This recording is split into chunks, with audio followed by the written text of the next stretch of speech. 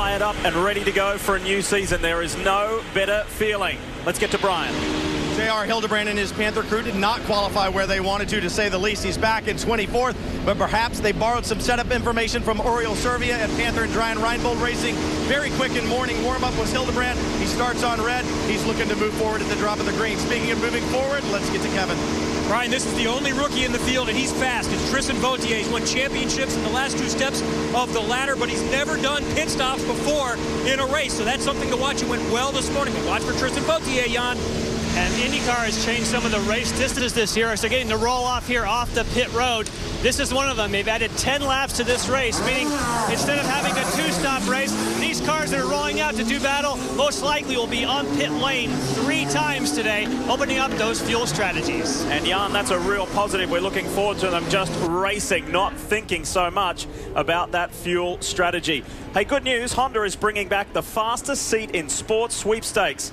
And you can enter by logging on to shophonda.com. Yes, here comes that very special car. This week, Jen French, who is the winner of the silver medal for sailing in the 2012 Paralympic Games, has been awarded the lucky position of starting today's race and sitting in there behind legend Mario Andretti. It's time to talk to Jen. Hey, Jen, can you compare the two? What was better, winning a silver medal or riding with Mario Andretti? Oh, my Lord. I think your experiences just in themselves to be behind Mario is amazing. And we're just about ready to go on the back route on the airport, and I know he's going to let it open, and holy moly, here we go!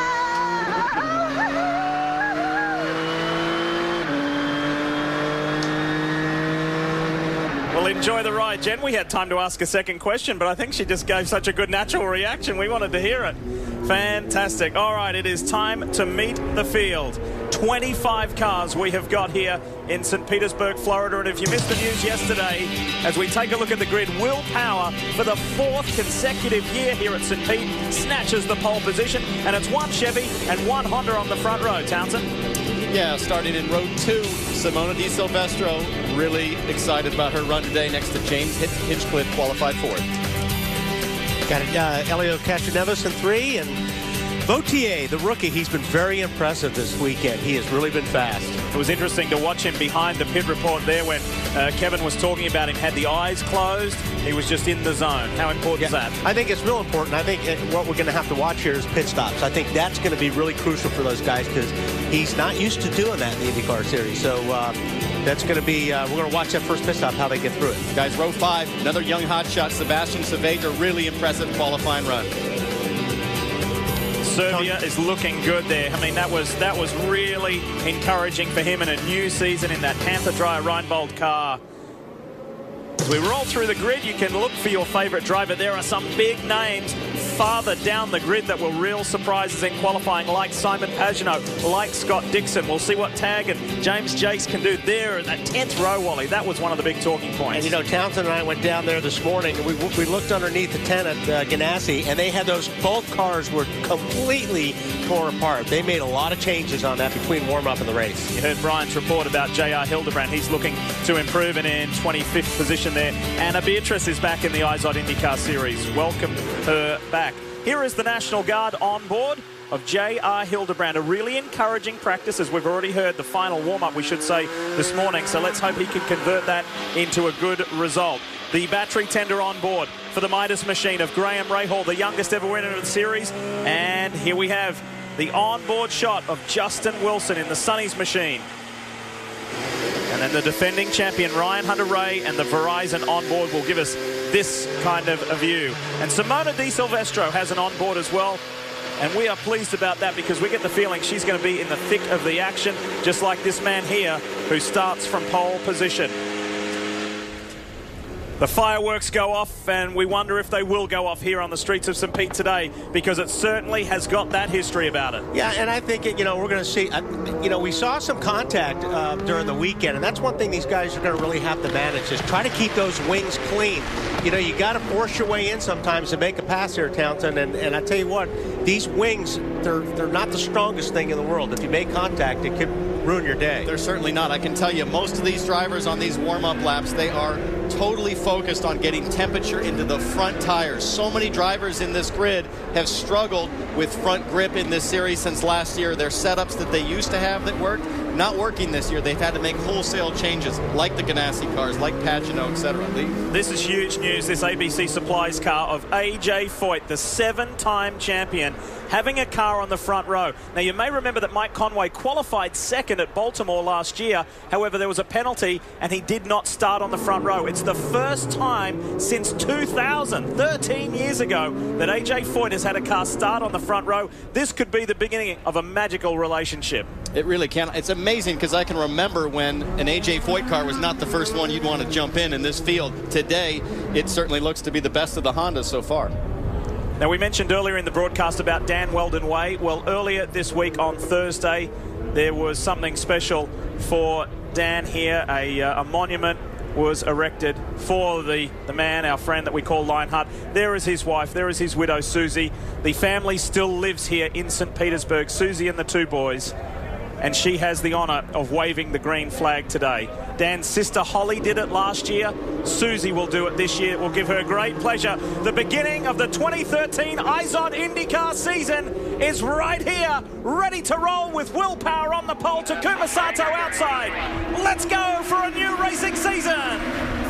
Power just buried him on the start. Inside, Elio Castroneves gets Simona Di Silvestro. Gets a position. Hinchcliffe is third. Good, clean through turn 1, Townsend. Unbelievable. Historically, a 60% chance of a yellow, but they are clean through here so far. Simona was conservative. Hinch got her. Elio got her, but she's back in 5th right now. Vautier, the rookie, he's in there in the mix. Oh, on the inside, wow, Frank Kitty on Hunter Ray. Ganassi are going to come out fighting. Franchitti knows he has got to make aggressive but smart decisions early in this race if he's got any chance. Riding with Ryan Hunter-Reay, the series champion, looking at a 4-time champion. So what will Frank Kitty and Dixon do today? They know the gloves are off. They've got to come out swinging. And they're driving a car that probably don't know exactly what this got. Like I said, they made a lot of changes between the warm-up and right now. So he's still trying to figure out what this car is going to give him. Remember the point that Jan made earlier in the broadcast. This race is an extra 10 laps longer this year. 3-stopper for sure. There's Vautier. We work our way back to Marco Andretti. And then Tony Kanaan. Then Dario Franchitti is in the mix. Back to Wilson, chasing Charlie Kimball. And then Scott Dixon. On board with Wilson. See, Wilson's got the reds on. Kimball's got the blacks on. He's got his push to pass. That was his first use of push to pass. Gives you an extra 30 to 40 horsepower, I'm told, on the straights, and it worked. You will get 10 pushes on that push to pass. Kimball nearly into the wall. And we've seen that a lot with the blacks. The cars have been really, really loose this weekend. 2 choices of tyre. You must run each of them once. So the prime tyre is the black tyre that Wally was alluding to. The red is the alternate or option tyre, and that's what Justin Wilson's on. It's a softer compound. It's a little stickier. Look at the lead that Will Power has already over Sato and Hinchcliffe, and Castroneves, the 3-time winner.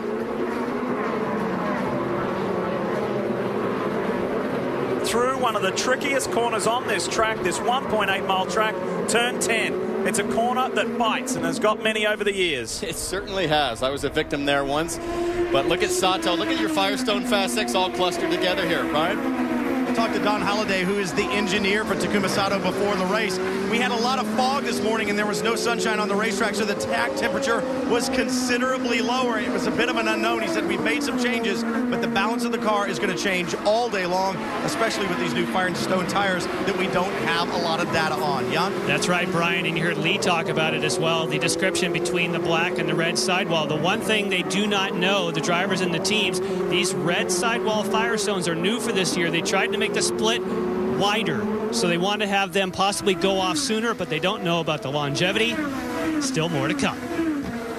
Kanaan started back farther than what he thought he should have. They made a little bit of mistake in qualifying, went the wrong way, but he still felt like he had a good car. He said, I really think we should have qualified about 7th, so my goal is to pick up 4 on the first lap. He came close. I think he's gotten 3 already. And when you're a series champion like Tony Kanaan is, you don't like your new teammate, e.g. Simona Di Silvestro, stealing the headlines from you, which she has done this weekend. So look for TK to bounce back today. So Jan is curious to see if he's going to use a push to pass. It looks like he may have. Yeah, we don't have push to pass info, but he does get inside there. These KV racing cars look so locked down in the rear. It allows Kanaan and Simona to really charge the entry of the corner and get to the power very aggressively. look at him disappear after passing Marco. So you can see there that Ryan Hunter-Reay has got by Dario Franchitti. Now, Franchitti is falling into the clutches of Saavedra, who has been really impressive this week. Good. It was an encouraging qualifying from Marco yesterday.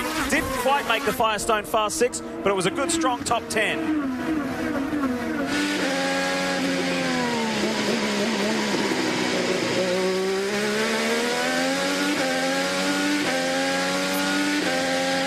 Going to be curious to see what Hunter-Reay does exiting this last corner. Critical to think about, do I use a push to pass? Do I want to use him this early? Let's see what happens. Good point. Too early. You only get 10 around 110 laps, so you've got to use them sparingly. You've got to be decisive. And when is it going to work the best? Here comes Sebastian Saavedra on Dario Franchitti. Looked at me on the inside as we ride with... And he got it. He got it. The white car on the red car. Saavedra got Franchitti. He did, and he used a push to pass. He's got 9 left.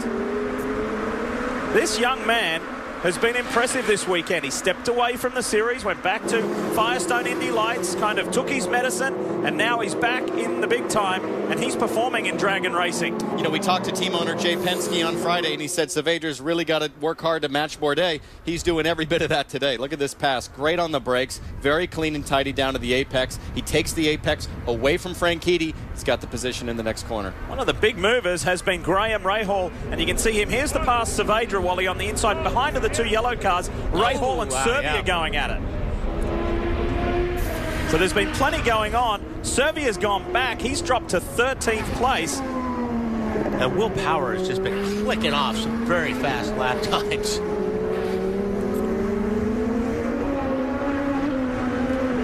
Simona Di Silvestro running in the top 5. It's Power, Sato, Hinchcliffe, and Elio Castro-Neves. There's over 500 guests here today from ABC Supply for the AJ Foyt car, the famous number 14. They'll be loving seeing Sato, but he's got some work to do if he's going to catch Will Power. You're watching NBC Sports Network's coverage of IndyCar, brought to you by Honda, an official vehicle of the IZOD IndyCar Series. Farm or trail, Polaris has what you want. Legendary ATVs, led by the powerful Sportsman 850 HO. Value-minded side-by-sides, featuring the new Ranger 800 midsize. And full-size workhorses, including the all-new class-leading 60-horsepower Ranger XP 900. Polaris, hardest working, smoothest riding. Huge rebates and low financing are available right now during the Polaris XP sales event. There's only one car company in America that's never made a single car. And while you won't find Firestone cars on any showroom floor, they're out there, running better, faster, stronger, longer. No, we don't build cars. But make no mistake, Firestone is a car company. So whatever you drive a Firestone. Whoa. Nobody insures more bikes than Progressive. Do you guys ride? Well, no. Sometimes. Yes. Yeah. Well, if you know anybody else who also rides, send them here. We got great coverage.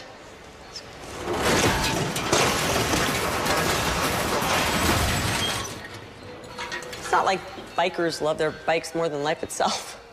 I doubt anyone will even notice. Leading the pack in motorcycle insurance. Now that's Progressive. Call or click today. After their slow start, superstar Thierry Henry looks to ignite the Red Bulls and charge to a victory over conference rival Philly. All rise for Major League Soccer, Saturday at 3:30 on the NBC Sports Network. 2 great races on one network. Formula One racing returns with the Petronas Malaysia Grand Prix next. And in 2 weeks, IndyCar continues with the Honda Indy Grand Prix of Alabama live on the NBC Sports Network.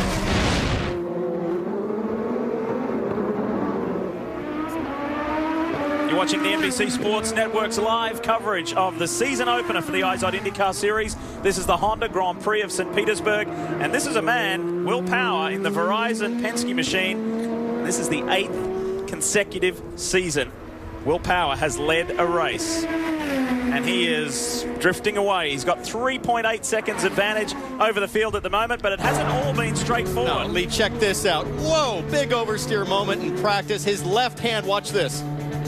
off the wheel. Massive, massive correction. This guy drives on the edge all the time, and it doesn't faze him one bit. I went and saw him yesterday after that happened, and he kind of, in typical willpower, low, kind of no-fuss way, said, yeah, I kind of hung it out there, didn't I? He's a little slower than that. He's sort of like, yeah, sort of came out there. He wasn't too phased. There's the gap. That's what 4.3 seconds looks like back to the first Honda-powered car of Takuma Sato. James Hinchcliffe is third in the GoDaddy machine. And then you pick up the second Penske car, Elio Castroneves in the Hitachi machine. Simona Di Silvestre is still in fifth, and the rookie, the only rookie in the field, Tristan Vautier, is running in the top six. Meanwhile, his teammate Simon Pagenaud, his miserable weekend continues. The Frenchman has gone from 19th to 22nd. Yeah, they're teammates. They haven't been able to get the push out of their car all weekend. You know, the car's understeering, which means it won't turn, and that's what they've struggled with mainly. Vautier's not looking too bad, though. No, he's done a great job. Usually what you see happen in this deal is if you start with a fast rookie teammate like a Simona, like a Tristan, as the season progresses, you see their setups start to merge. The fast driver or the slower driver says, hey, it's working for that guy. I got to figure out how to drive that setup. Elio Castroneves was very pleased this morning after the warm-up, said, I don't know what happened, but when I started this weekend, I did not like my car at all. And every session, it has become better. He had braking issues, and Townsend and Wally, of course, his issue was when he got on the brakes, he just couldn't get it to turn. But they've solved that issue. He's much happier. Yeah, and a lot of people that we've talked to down there, that these cars, it's such a fine line on the balance. You've got to get the balance just so right, or you will have those brake issues. And it just seems like this year, setups are just so much more critical that, you know, everybody is just trying to find that sweet spot. So here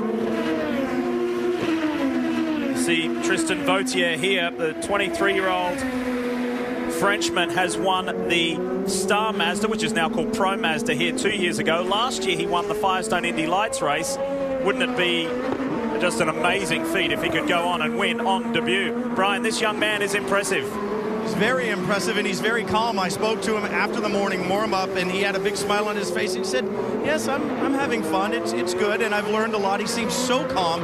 The car really doing what he wants it to do, and as you said, the teammates just not running similar setups, but for Vautier, it works. The biggest thing for him to watch is going to be pit stops. He's not used to making them. They practice them all morning long and morning warm-up, but that could be the difference on where he finishes on the racetrack, what he does in pit lane. And get back to Townsend's point, it's not so much the drivers wanting to try the setups, it's the engineers that you have an issue with sometimes, not wanting to go to the other guy's setup. You're absolutely right. Now let's take a look at Graham. He did get by Franchitti, I believe it was, just a little bit ago. Graham Rahal, remember he won back here in 2008, the youngest ever winner in the IZOD IndyCar Series. He is serious about this season. He has shed 12 pounds in weight in the off-season, looking very fit, feeling good, and here's the pass he put on Franchitti in turn one. Just getting down the inside there. Again, very tidy on the brakes. Franchitti giving up where he should there and slotting in the line. Let's watch the replay.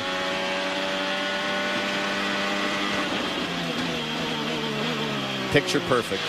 That's the place to do it here at St. Pete. And look who's in the background. Joseph Newgarden for Sarah Fisher-Hartman Racing. He had been good in some practice sessions, couldn't quite get it together for qualifying, but he's feeling confident. Got his best result here of 11th last year.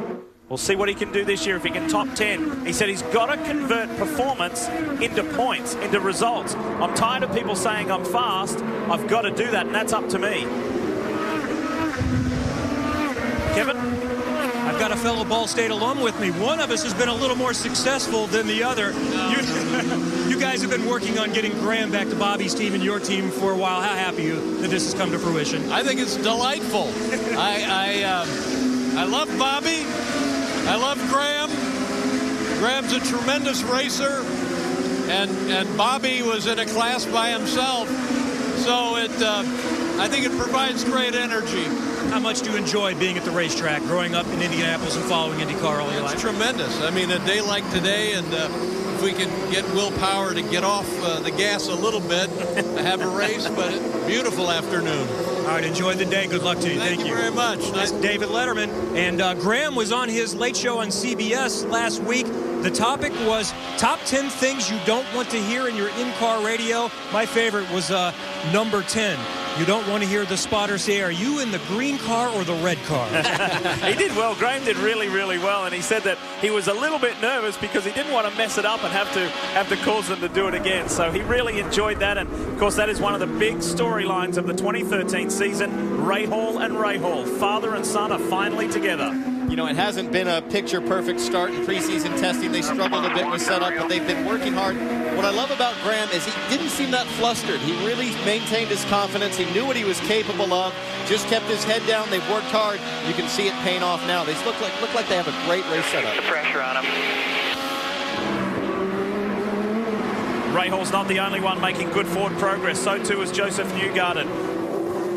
We'll continue to monitor those guys. Saavedra has dropped. He's fallen back a little bit. Meanwhile, our race leader is well in control, Wally, nearly 7 seconds out in front. I just want to point out that Ray Hall's still on the harder compounds, too. He's making ground. Can anyone catch this man today? That's the question.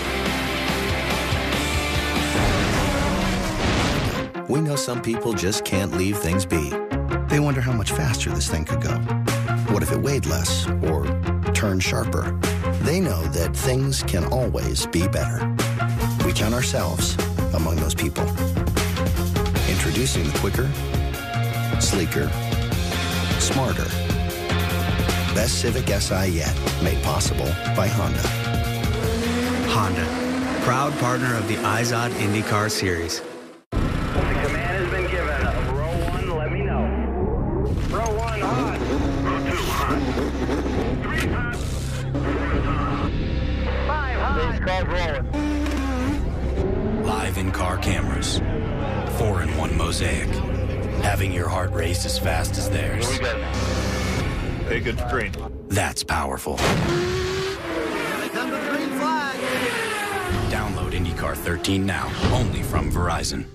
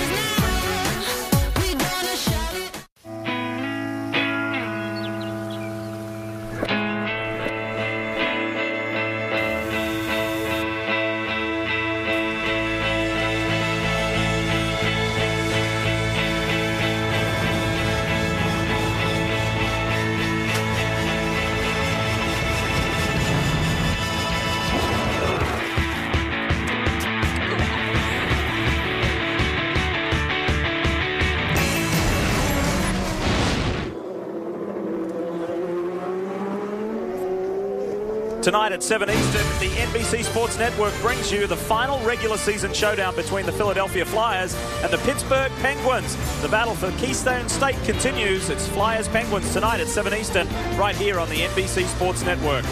We welcome you back to St. Pete here in Florida. Lee Diffie, Townsend Bell, Wally Dallenbach, Robin Miller, Brian Till, Jan Beekes and Kevin Lee. And everyone, well, 24 of them, are chasing this man here, Will Power. He has a 9-second lead at the moment. While we're away, though, there were some stops, and Simon Pagenaud mirroring the strategy that he did last year. 12 months ago, he came in on lap 12 because he had an engine penalty. He had to start from 16th. He was buried in the pack. Didn't kind of quite work out with the yellows last year. Pagenaud came in on lap 14 here just a couple ago. I wouldn't be surprised if he came in because he didn't have any front tires left. And Wally, that's exactly why he came in. He had been complaining of understeer and had worn those front tires out. They went and stayed with the red sidewall Firestone, so early strategy, just like you said, because the fronts were going away. I want to give you some progress positions, some movers in the pack. Canaan has gone from 11th to 7th. Dixon 20th to 16th. Ray Hall, we've been talking about, 15th to 10th. And Hildebrand 24th to 19th. Guys going in the right direction. Here is the Hitachi machine of Elio Castroneves, and yes, that is a positional change. It was the lap ago. Elio got past Hinch, and this is how it happened. Elio pops up pretty early. Again, late on the brakes. Right there's the critical moment. Hitting the brake pedal, carrying your speed down to the apex. Nice, clean pass.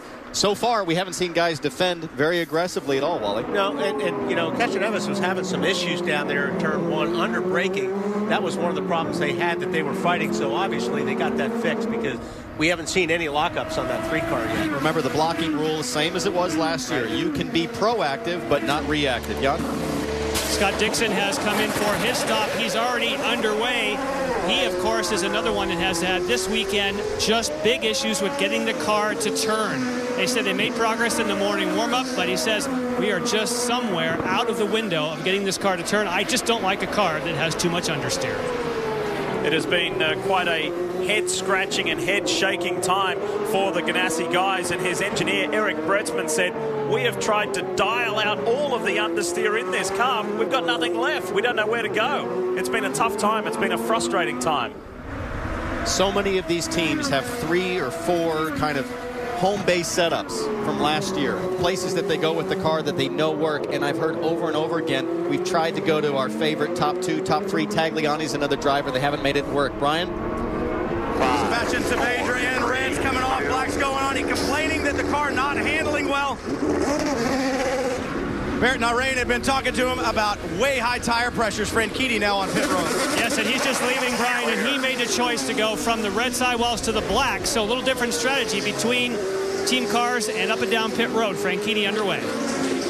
And comes out just in front of Justin Wilson there. Cycles back. Oh! It's the wall! Dario's in the wall! Big hit. And you know, I was just going to say, these guys coming out on cold tires, I couldn't believe how aggressive he was getting out of the pit. And what happened, Wally, is he's probably on cold tires, slid a little out of the groove. Look at the marbles building right now. Yeah. We're only 19 laps into this thing. He got a little bit offline, got in the marbles, and it's game over. These cars are treacherous on cold tires. They are a handful. And boy, he really came out fast. Now, look, the pits are open straight away, so they dove straight in here. Here's Marco.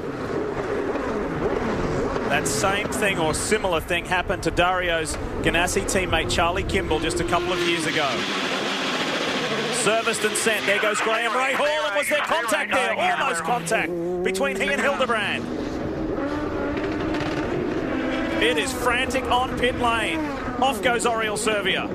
Newgarden's been serviced. Has he been able to leapfrog several positions? Sebastian Bourdais is there. James Jakes and then Hildebrand. Oh, don't do that. That's very. I'm very surprised here. Hildebrand ducks under Jakes on pit lane. If he's past the line, I think you're under full course yellow there. You can't pass. He's out race leader. Can't pass in pit lane. Young. Just keeping an eye on the Ganassi situation. We're going to try to get in to find out what happened. Will Powers making his pit stop up. Of course, thankfully no miscues for him. All clear. He doesn't have to certainly worry about the rest of the traffic around him. Get the pace car, turn 9. Simona Di Silvestro serviced and sent. What a run she had. Top 5. She remained in the top 5 right up until this first yellow. Good opening stint. Hunter Ray, who was not able to get by his teammate Marco Andretti. Hustle.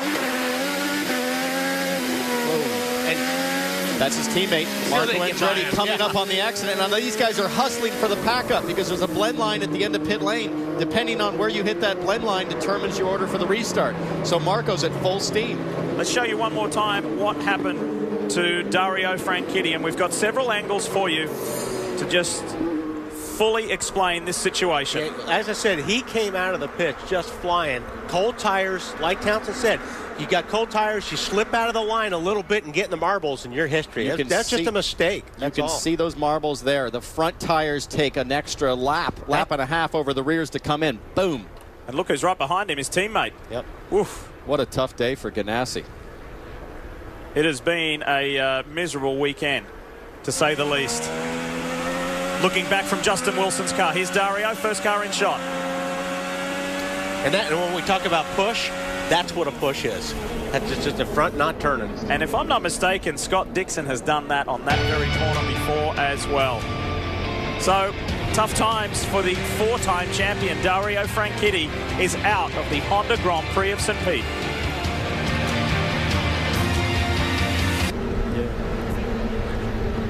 And that is a tough walk home.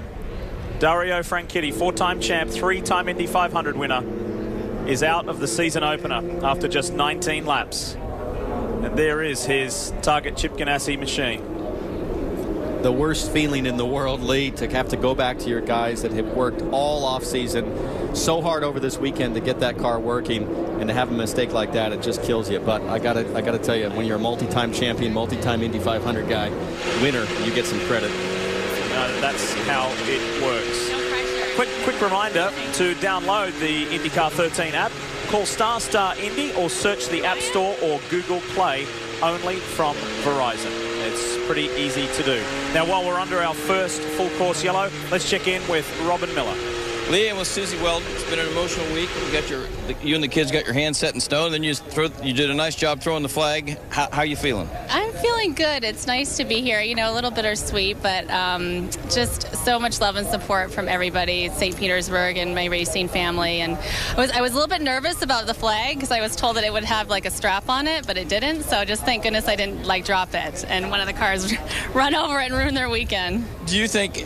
Has your youngest son, Sebastian, has he figured out race cars? Do you think does he like them? Yeah, they both actually are really into racing, and you know, Sebastian especially, he's a little bit older. He's just turned 4, so he's always wanting to know when Scott Dixon's coming into town to race and where the race cars are. And you know, they're definitely aware of everything, and they just are having a great time being here, and everybody's doting on them, and a lot of the drivers have been taking them out for rides on their golf carts and scooters, and so they're just loving it. So as bittersweet as it is, this is your family. Yeah, it is, and you know, I feel like they'll always be a part of my family. You know, obviously it was a big part of my life, and I still want my children to kind of grow up around it and be exposed to it. And I'll always feel like this is my family. Well, Susie's already said she'd do the grid run with me, but it's got to be the rows have to be a little closer together. Thank you, Robin, and lovely to hear from Susie as well.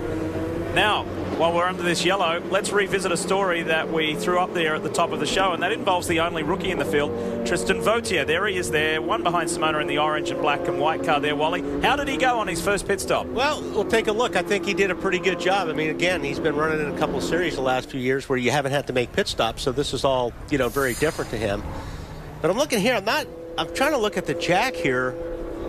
No, it looks like they kept the car up, but no, everything was fairly clean for them. Fueler got a little stuck. Now, remember, these are the Sam Schmidt Indy Lights guys. They actually worked on my Indy 500 car last year, so a couple of them not used to doing a full season, but it looked okay. Didn't lose a spot. Hey, Brian, the Schmidt-Peterson team, they've been working very hard with him, and before today's race, Tristan said, long runs and pit stops are new for me. I've just got to be careful of not running over my mechanics. We'll get back to that in a moment, but let's check in with Jan. Jan? And with Dario Franchitti, we saw you make that long walk up pit road. I know you were taking chances right from the start, trying to make up because your car's been not what you wanted this weekend? No, we've really struggled with the car, and that's what I was just saying to Chip. I said, you know, I had to try and make it up somewhere, and I just stepped over the line there. Cold tires, hit a bump in 3 with the right height being so low and the low tire pressures, and got on the marbles and hit the wall. So, you know, totally my mistake, just pushing too hard, trying to get back on level pegging somehow, and I stepped over the line. Do you feel like you'd made some progress with the car? From Friday afternoon, yes, but we're a long way from where we need to be. I mean, we're just, we've got some progress to make on the car and some other areas too. We're a bit of work to do. Thank you, Dario. Thank you. Definitely not something that's expected for Target Chip Ganassi Racing. You would expect they would start the season as strongly as anyone, but they're struggling.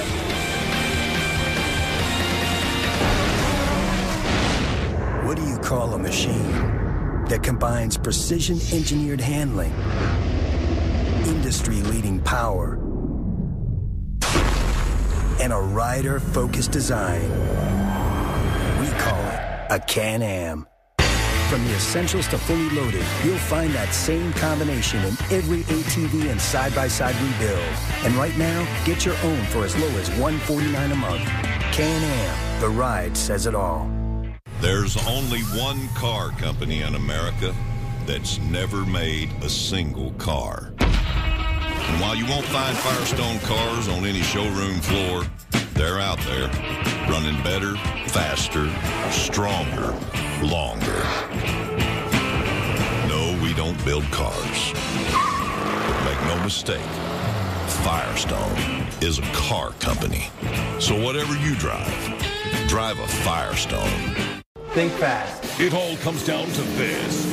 The MAV TV 500 IndyCar World Championships at Auto Club Speedway, October 18th and 19th. Get your tickets to see the world's fastest drivers at IndyCar's fastest track battle under the lights to be crowned world champion. Go to AutoClubSpeedway.com or call 800-944-RACE. Race day tickets start at just $30 plus special discounts for AAA members. The MAV TV 500 IndyCar World Championships at Auto Club Speedway. Get your tickets before they're gone. Think fast. Thanks for watching our live coverage of the season opener for the IZOD IndyCar Series. We are still under the first full course yellow, but it won't be long before we go back to green.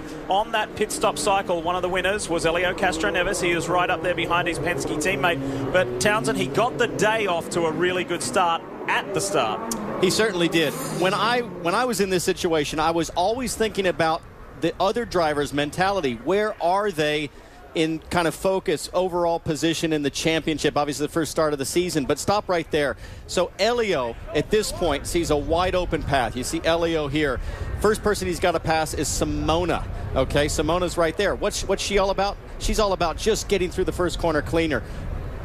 Elio is all about, I need to get to the front. I need to stay with my teammate Will. He took a chance, not as big as what he did in 2011 and caused the big accident, but it paid off today. Boy, something else we saw there, Wally, that I didn't notice in the initial start was Marco Andretti got the front end up over the strip and almost went into the side of Hunter Ray. And I'm just glad that Townsend finally got to play with the telestrator. He's been sitting here all morning just with that pen in his hand. He just can't wait. My hand was literally shaking with enthusiasm. Let's watch this restart. They pack up. It's time to go racing. And Simona Di Silvestro goes to the inside on Sato. Is that going to work out? Four abreast here. She's going to do what Elio did to her or not? No. Sato keeps it. The Penske boys are side by side, and Elio's going to get the lead. Elio Castroneves gets the lead away from Power. He wants to win 4 times. He's won 3. Nobody's in Elio's league on this track. Watch Hinch take a look. Yeah, Hinch is going to get the spot. Yeah. Oh, Rahal. Rahal and he hit that big curve, too. Wilson on the inside of Graham Rahal now. Scott Dixon got a front row seat of that. Wow, look how slow they are through here. Everybody's really boxed up. Look at that. Somebody gets... Yeah, they almost stopped. Oh, there we go. EJ Vizo, Charlie Kimball, Sebastian Bourdais, and James Jakes. These are blind corners in that section. It's like a concrete canyon. If somebody's checked up, if there's a stack up, you're going right into the back of them. There's Beatrice. And Beatrice has come to a stop. And that's stalled. See what happens here. Looks like... Oh, Kimball got hit. Via hit, Kimball perhaps, or Servia. Then he checks up. Then everybody comes in. Simon Pagenaud is in. This is the Schmidt-Hamilton HP machine. Oh, no, J.R. Hildebrand. Turn 10.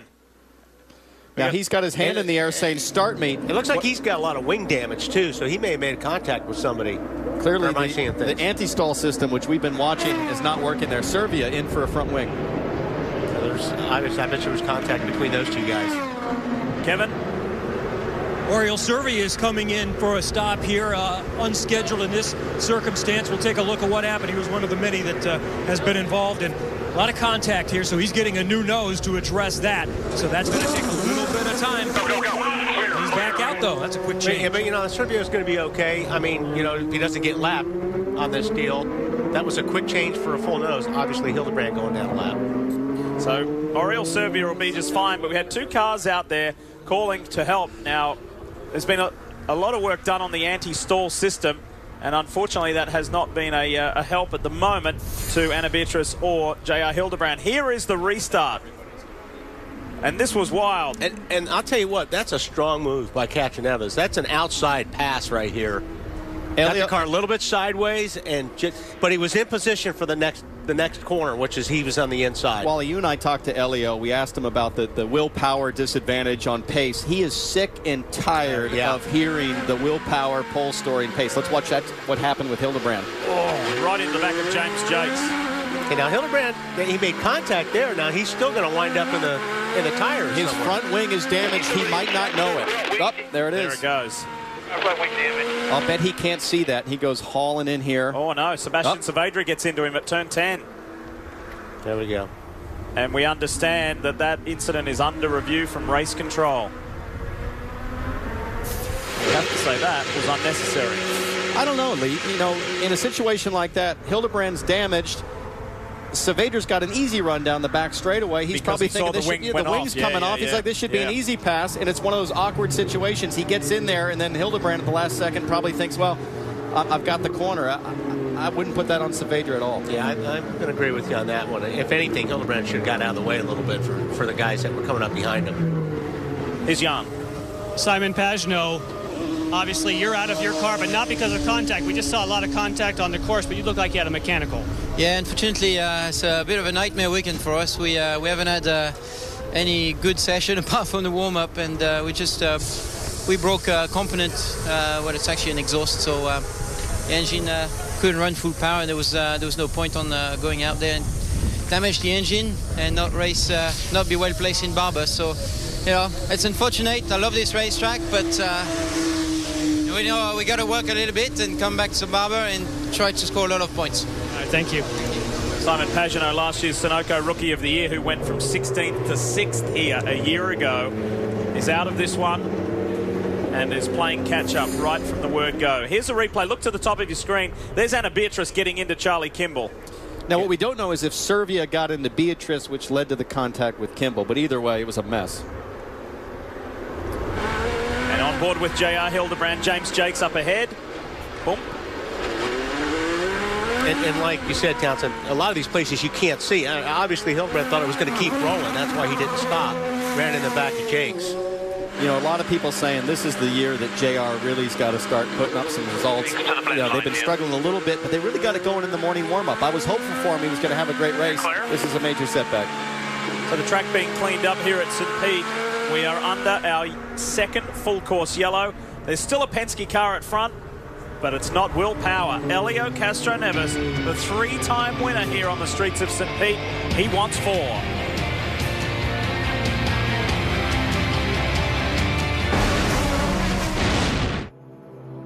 A lot of people think sponsorship is just about a logo on the side of a race car. The National Guard isn't the sponsor. Keeping us safe at home while fighting a war abroad. The conflict doesn't end when they take off the uniform. Unemployment is a battle we can fight. They fight for us. It's time we fight for them. Find out how at roadmaptohelp.com. At Honda, we know you. We know how you like to move at your own pace and how you don't always see everything coming. Introducing a car that starts with you. The more powerful, more responsive, all-new Accord from Honda.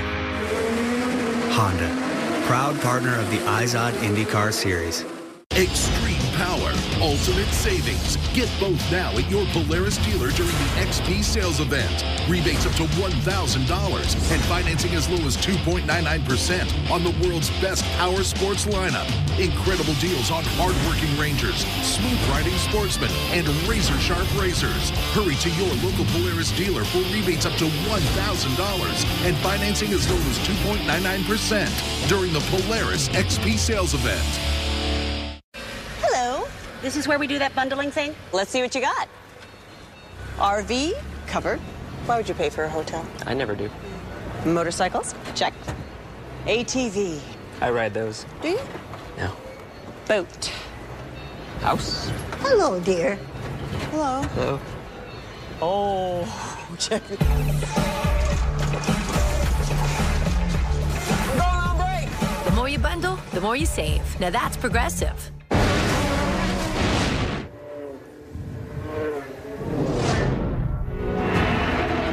After winning the St. Pete race, normally I stop and climb the fence in turn 1. Right after the accident of Dan Weldon, nobody knew what to expect. And somehow I did not stop in turn 1. But right there, it was Dan Weldon's way.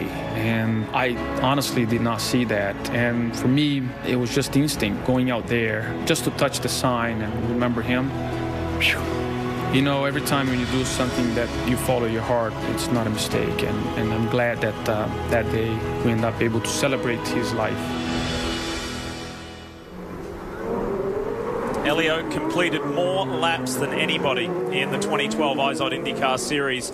He has been around for a long time, and that fire is still burning in his belly. He wants to win, and he wants to get a championship that has eluded him his career. Of course, he's a 3-time Indy 500 champion, but he does not want to walk away from the sport before winning a championship. We mentioned it a couple of times, 3 times a winner here. He's going for 4. You see also on that name, and it's a change to the Penske organization this year, 3 cars down to 2. Want to say hi to Ryan Briscoe and congratulate him on his class win in the LMP2 class at the 12 Hours of Sebring last week. Ryan, well done. Hope to see you back in the season soon. Let's have a look at this replay and how Helio Castroneves got into the lead. Wally. Yeah, watch him on the outside here. He just drives this thing in, gets the car sideways on turn in, but he hung in there. That's impressive, especially when you're doing it with the guy that's driving that 12 car. You know, I talked to Helio the other day, and I've been drilling him. I said, Helio, you got all the data on Will Power. He's so fast.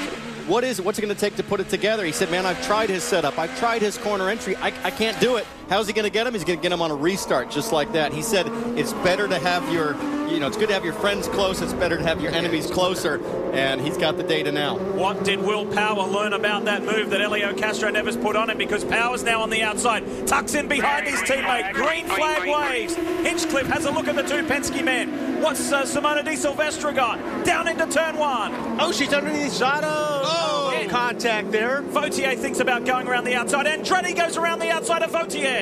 Marco's looking for a way by the rookie.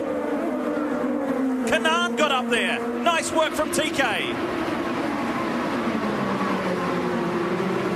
All right, let's get through here clean. Let's get some momentum going. Dixon and Wilson going at it. Oftentimes this first restart lap is your only chance to make something happen. Watch the marbles offline. As the race progresses, it's going to be harder and harder to make a pass without making a mistake. Through that tough sequence of turns, now they open the throttles up.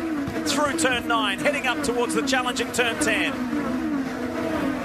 Kimball's got Servia, he's got Rahal in there. It's a mad scramble. Sato has been consistent, so too has Simona Di Silvestre. Up into the final 2, 13 and 14. We've lost one of the Penske cars back, and that's Will Power. Hinchcliffe is up into second. Well, Simona's in a good position right there on Sato. Might be able to try to outbrake him going into turn 1 here. Not quite close enough.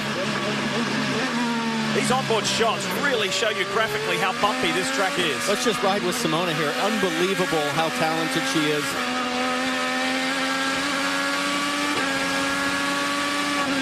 And you can see how demanding this racetrack is, Council. I mean, there's just no place to rest except for going down the straightaway. The straightaway is awfully bumpy. I asked Simona on Friday, I said, what part of your body is going to give up first? Where are you going to get tired? She said, nowhere. And TK was standing right there. He said, come on. He said, my shoulders give out first. And then she sort of nodded shyly. No, actually, my shoulders are going to get burned up pretty quick.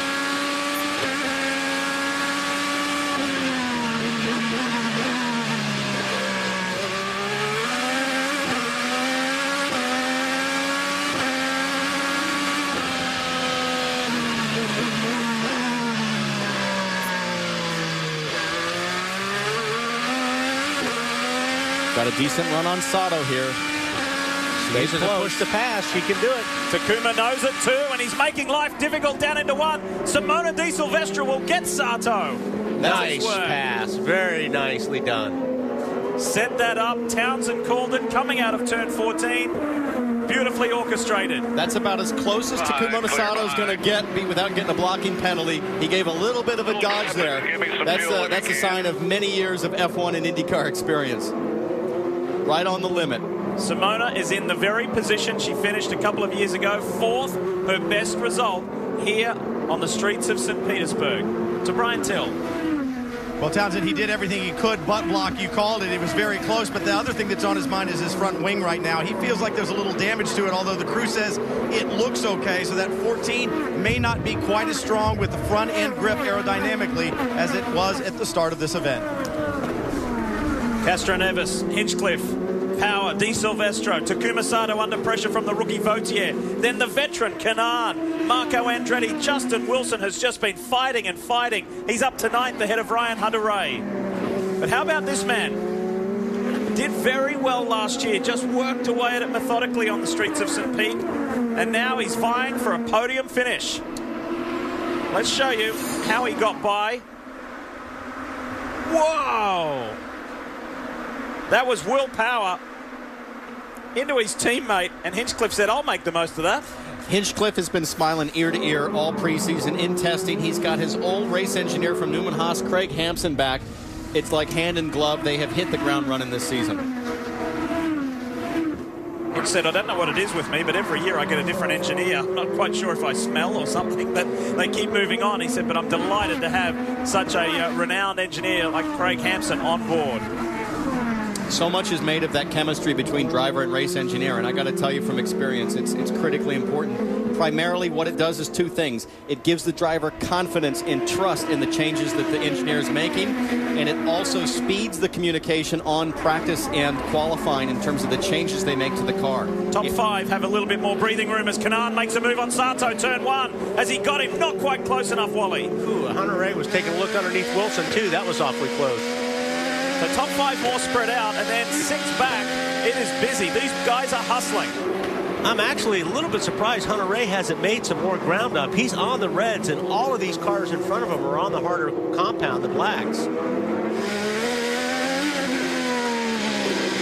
And I think that's a little bit why Will Power probably is struggling. This car's not working, obviously, on the blacks as good as it was on the reds. Top four cars are all Chevrolet powered. The best Honda is the rookie, Tristan Vautier. Dixon's working on the champ.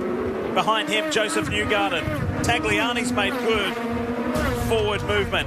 Tag is in 13 ahead of Saavedra and Bezo. That's in the top 15. Time for a quick break. Back to St. Pete right after this. The command has been given. Row one, let me know. Row one, hot. Row two, hot. Three, hot. Five, hot. These cars rolling. Live in-car cameras. 4-in-1 Mosaic. Having your heart race as fast as theirs. What we got now? Hey, good screen. That's powerful. Come to the green flag. Download IndyCar 13 now, only from Verizon. What do you call a machine that combines precision-engineered handling, industry-leading power, and a rider-focused design? We call it a Can-Am. From the essentials to fully loaded, you'll find that same combination in every ATV and side-by-side we build. And right now, get your own for as low as $149 a month. Can-Am, the ride says it all. Well,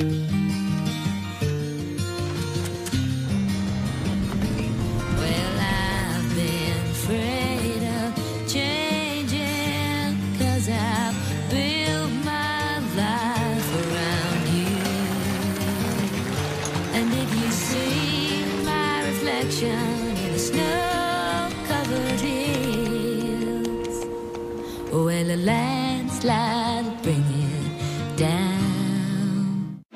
The ISOT IndyCar Series heads to Alabama, where Will Power is determined to take home a win for the third consecutive year. Will Power has won again. The Honda Indy Grand Prix of Alabama in 2 weeks on the NBC Sports Network. Pennsylvania pride is on the line when Claude Giroux and the Flyers head to the Steel City for a clash with Sidney Crosby and the Penguins. Flyers, Penguins. Coverage begins tonight at 7 Eastern on the NBC Sports Network.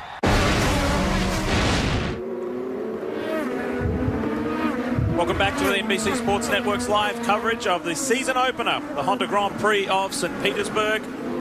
And this is a little further down the order. This is 19th place, Ed Carpenter, fighting with the others. And this is the Midas machine from Team Rahal, Letterman, Lanigan of Graham Rahal. And he is not in a very happy position at the moment. This was just a few minutes ago. Take a listen to this. This is ridiculous. We've got to make the best of this. Just shut off again. Long way to go yet, Graham. Not even a third of the way through this thing. See, we have an electrical glitch, but just try to make the best of it here. Problem is, that's something that doesn't get better. That's not going to fix itself. They cannot fix that from the wall for sure. Nothing is more frustrating than that. And you know what? It's always irritating as a driver when the guy on the wall says, just hang in there. Yeah, make the best of it. You want to say, I'm going to hang you by the back of your shirt, dude. Race leader is Elio Castro-Neves. He has less than a second over James Hinchcliffe, then back to Will Power. Remember, right now they would be saying, oh, you'd be getting close to halfway, but we've got those extra 10 laps. It's time for Honda to take us through the field. Jan? And, of course, we will start with Elio Castro-Neves. You saw those aggressive moves between he and his teammate. So far, the team says, yeah, we're okay with some hard racing. Hinchcliffe right behind him in his first stint today. He was on the radio complaining, I have a huge vibration. I can't hang on. They said, hey, just wait for the first pit stop. He's got new tires. He's good now. Right behind, of course, is Will Power. Now, there was an aggressive move that between teammates that let Hinchcliffe take that spot. But I believe that he right now isn't as fast as he might be because he's on blacks. Kevin? Simone Di Silvestro started third, lost a couple of spots at the beginning, but has been quick since then and just got by Takuma Sato not too long ago to get back up to fourth position. They're telling her to save a little bit of fuel, and she also had a vibration early on in this stint, but it obviously hasn't been a problem. Brian? Justin Vautier doing exactly what he should as a rookie. Strong and steady. Very good on his first pit stop. Granted, it was under full course caution, but he got that job done. He's doing a good job on the racetrack. For Takuma Sato, who started on the front row, he's falling backwards a little bit. Not happy with the balance of that car. Feels like there could be some damage to the front wing, but the crew begging him, just stay with it, Takuma. Stay steady. If we've got a sixth-place car, we'll finish sixth. Kevin? Tony Kanaan picked up 4 spots in the first 4 laps to get up to 7th, and that's where he's running right now. He is enjoying the new teammate, Simone Di Silvestro, and his engineer, Eric Cowden, says it's always good to have competition, and Simone is fast right now. Right behind him is his former teammate, Marco Andretti. Had his best starting position on a road or a street course in 2 years, since St. Pete here a couple of years ago. He was told a little while ago, you're faster than everybody but Will Power. That's while Power was still leading the race. Brian? Justin Wilson having a good day for Dale Coyne. Moving forward, they did some shock changes in the morning warm-up. That seemed to work, and they have talked to him about conserving the tires underneath him, burning off rear tires a little bit, but Wilson having a strong and steady race up in the top 10. Jan? Ryan Hunter-Reay did not really get the kind of qualifying performance that he had hoped, but now you can see he's pretty racy. He's starting to put some pressure there on Justin Wilson. They made a lot of changes on this car. Remember, this is the type of track you cannot test. They're not sure what they want to use. Scott Dixon right behind. It's amazing that he's running as quickly as he is, because they had said we were way outside the window with the front of the car, and his situation was similar to Franchitti. They feel, well, we've made it better, but still too much push. Joseph Newgarden having a good run, and remember, they did not get their engine until about 2 weeks before the race last year. All season long, all off season long, that team stayed together, and they felt like they came in here very strong, and they're running strong and steady right now. Newgarden, a run or a finish in the top 10 would be almost like a victory for them. They could move forward. For Sebastian Saavedra, struggling with tire pressures, over-pressured on that first set. That's why the handling went away. They dropped the pressures on the second set, and what you found was that it was very difficult to get the handling on it after that last pit stop. EJ Viso back in 15th, having a good run towards the front, but they too struggling with tire pressures just a little bit. He's trying to work his way forward, didn't have the car that he wanted to qualify with once the crash happened in the practice session. And then Tagliani back a little bit further, having a decent run, but he too struggling with tires. Remember, these Firestones, especially the construction for street courses, an unknown, and right now the team's pretty much an experimentation. Sebastian Bourdais has been on the radio all day long, not at all happy with the handling of his Dragon entry. He had to go to the setup that Sebastian Saavedra was running, just way too stiff for his liking. It has not performed to his liking, and he said, quite honestly, at the beginning of this race, I'm hoping it rains. Charlie Kimball is running in the 17th position. He was one of those that was involved in that contact about 15 laps ago and had to make an unscheduled pit stop. Mitch Davis, though, said all is okay with the car. There is some noticeable damage on the right rear wheel cover, the bumper, if you will, but no problem now other than they lost all that track position. Right behind him is Oriol Servia. He is just happy to have power. After starting the season last year with Lotus, they then played catch-up the rest of the year. Their testing really wasn't worth a whole lot, and they did have some good runs, including 4th at Indianapolis. Although it's not gone as well as they would like this weekend, he still says at least we've got the opportunity to run quick. Ed Carpenter running 19th right now. He's improved so much over the past season working with Lee Bentham as a driver coach, and he has really picked up the pace, closed that delta to the cars in front. James Jake in 20th. trying to make a move on Carpenter right now. Jake's working his way back up to the front. Struggled with the qualifying setup a little bit. Wasn't quite where he wanted to be. His drop back, but he is moving his way forward, as you can see right there. What was that flew off the back? Was that a banner, or was that like a piece of bodywork from earlier contact that's still sitting there? Maybe a wing main plane. There's some damage to Sebastian Bourdais' right front wing. Perhaps that's what we saw. Yeah.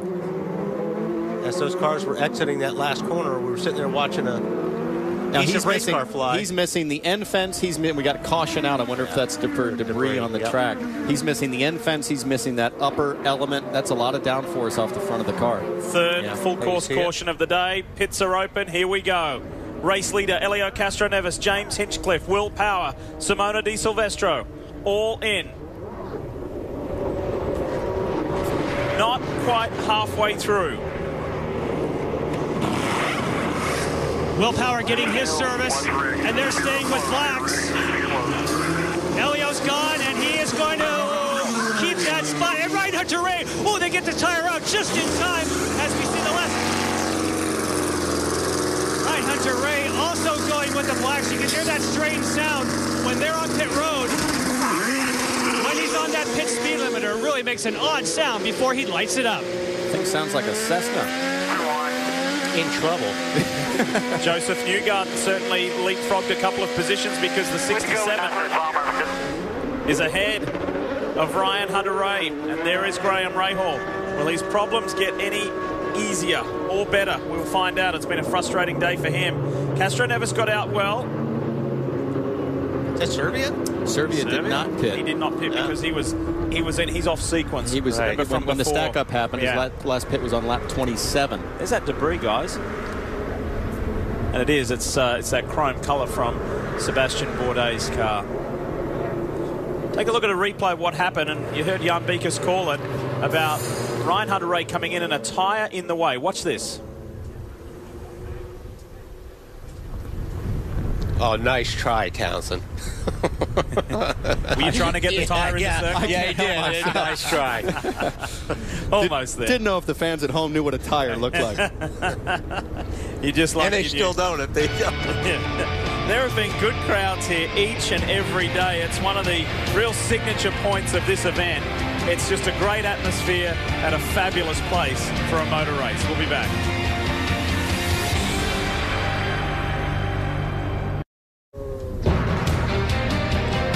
If you were with us right at the top of today's broadcast, you will remember we flagged that there was really unsavory weather heading our way. We have been so fortunate. We're almost at the halfway mark, and look at that. They're live pictures above the racetrack, the Albert Whitted Airport here at St. Petersburg, Florida. So far, so good. We will cross our fingers. As in any racing series, tyres are always a talking point. Firestone has been an integral part of the IZOD IndyCar Championship for years now. There's also been a very special man who's been an integral part of that company and this series for decades. He's with Robin.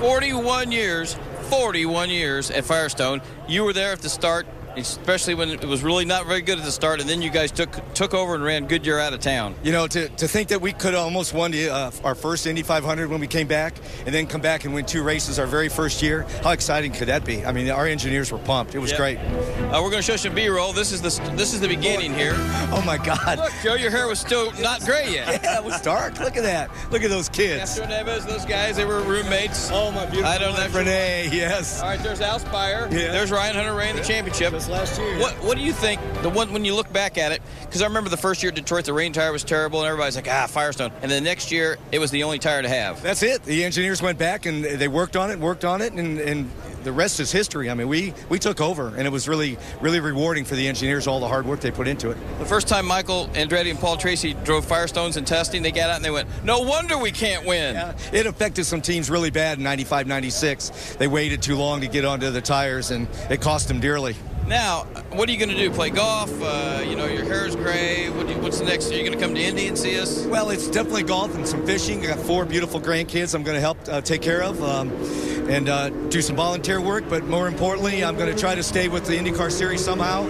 And yeah, Indy could be my first return just to come in and see everybody. Don't be trying to take my job. He's got an easier job than me, Lee. Well, Robin, as you well know, we're a travelling family, and Joe's been a really important part of that for a long time.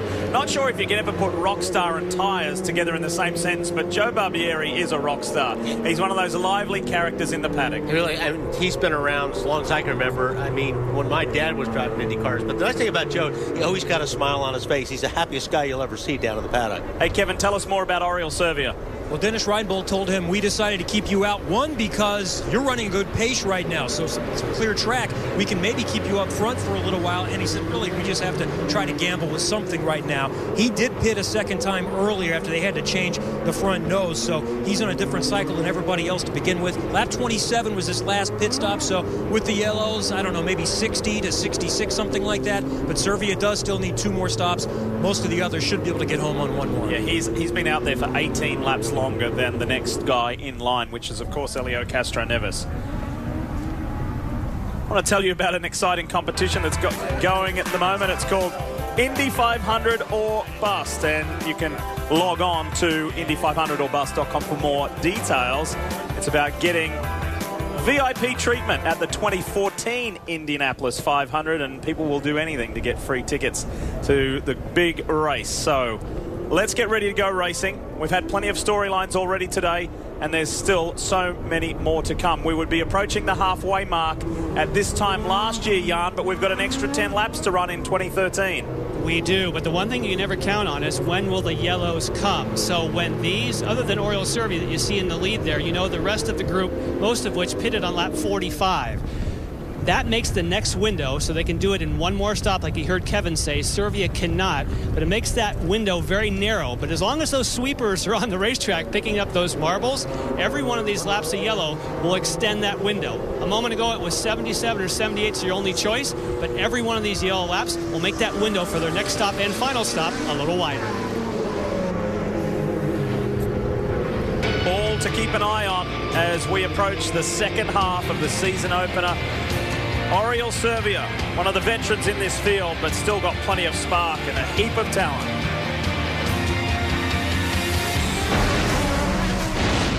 At Honda, we know some people are never happy with the way things are and are always dreaming of how they could be. Because things can always be better. We like those people. They think like us. Introducing the best Civic sedan yet. Made possible by Honda. Honda, proud partner of the IZOD IndyCar Series. In California, cars are a way of life. That's why we choose Mother's California Gold products, like the classic premium-grade Brazilian Carnauba Cleaner Wax, the time-saving, technologically advanced synthetic wax, our original and incredibly effective clay bar paint-saving system, and a water spot remover that's clearly second to none. They're easy to use and a great value. Mother's, pure California Gold.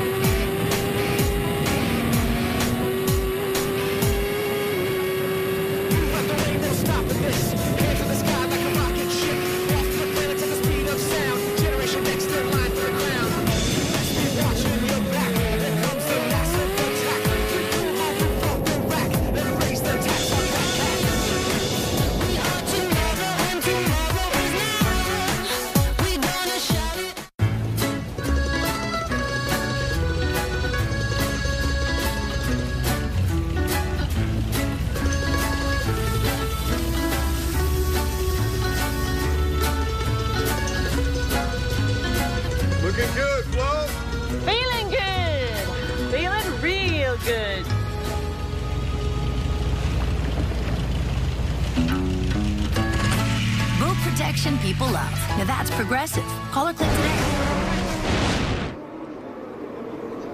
The first laps since Oriol Servia that he has led since the 2011 Indianapolis 500. We'll keep an eye on Oriol. If you're just turning on, welcome.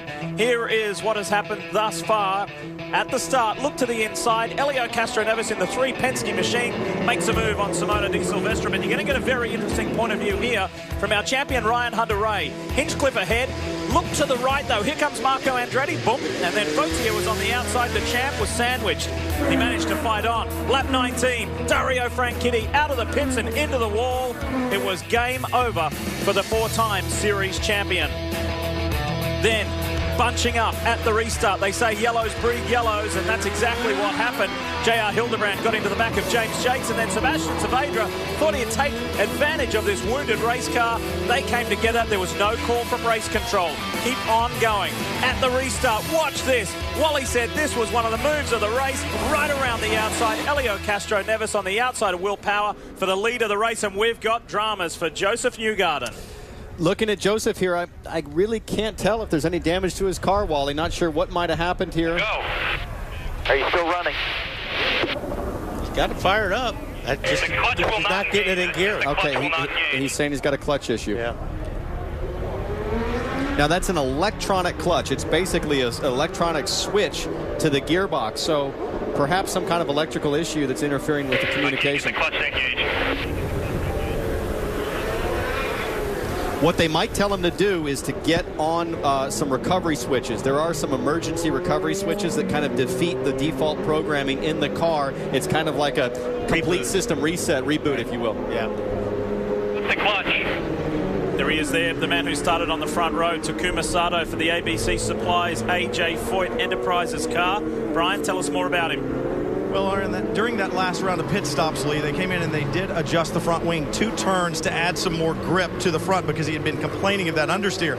The question still remains, is there damage to the front wing? A couple of the crew members looked at it and said it looked fine. Another one said, no, the end plate that holds up that second element has damage to it on the inside portion of it. So they feel like perhaps it may be collapsing a little bit at speed. That's why he's losing that downforce. But they added a couple of turns of wing to see if they could help that out just a little bit. Meanwhile, we'll try to find out. Mate, yeah, it's been a little bit of a slide, a backward slide for Takuma Sato, who started second at the moment. He is in 12th place for the former F1 competitor. James Jakes is another one like Oriel Servia Townsend, who is out of sequence. Servia last pitted on lap 27. The majority of the front runners 45. James Jakes came in just 4 laps later on 31. So the second Rahal Lanigan driver is in 6th position. But he's going to need a little luck to stay up in that top 10. He will. He's going to have to pit here in about another, I'd guess, 10, 15 laps. But I got to tell you, James Jakes is one of those guys, kind of flew under the radar last year as the second car at Dale Coyne Racing. He did a very nice job towards the second half of the season. I was impressed with his pace relative to his teammate Justin Wilson, a known, proven quantity in this series. And I really feel like he's got a solid platform at Rahal. They're taking good care of him. He lives here in Florida. He's pumped up about this season, very focused, really wants this year to be the year he makes his mark in the IZOD IndyCar Series. We'll do what we always do and go to break during caution so we can show you more green flag racing. Back in a moment.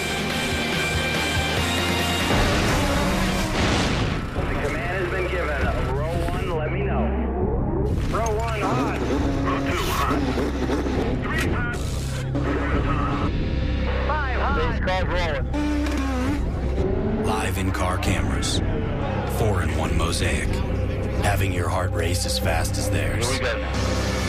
Hey, good for green.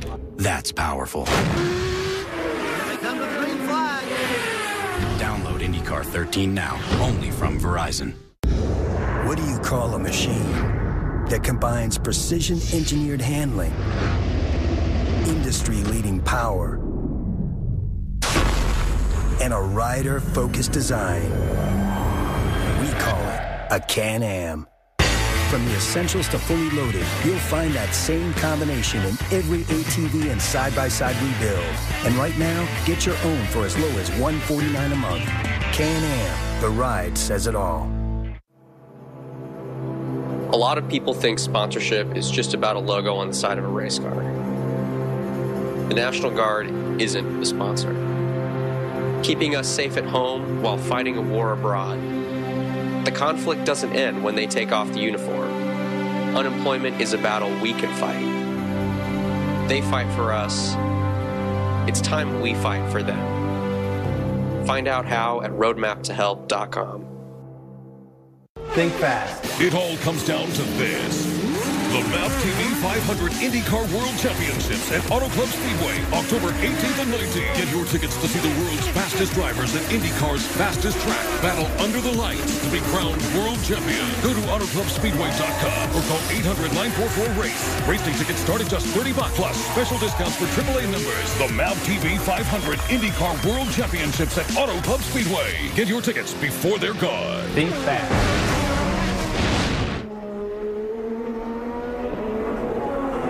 Back on the streets of St. Petersburg, Florida, and that yellow DHL Andretti Autosport Chevrolet is Ryan Hunter-Reay. We're monitoring our champion. He's currently down in 13th place.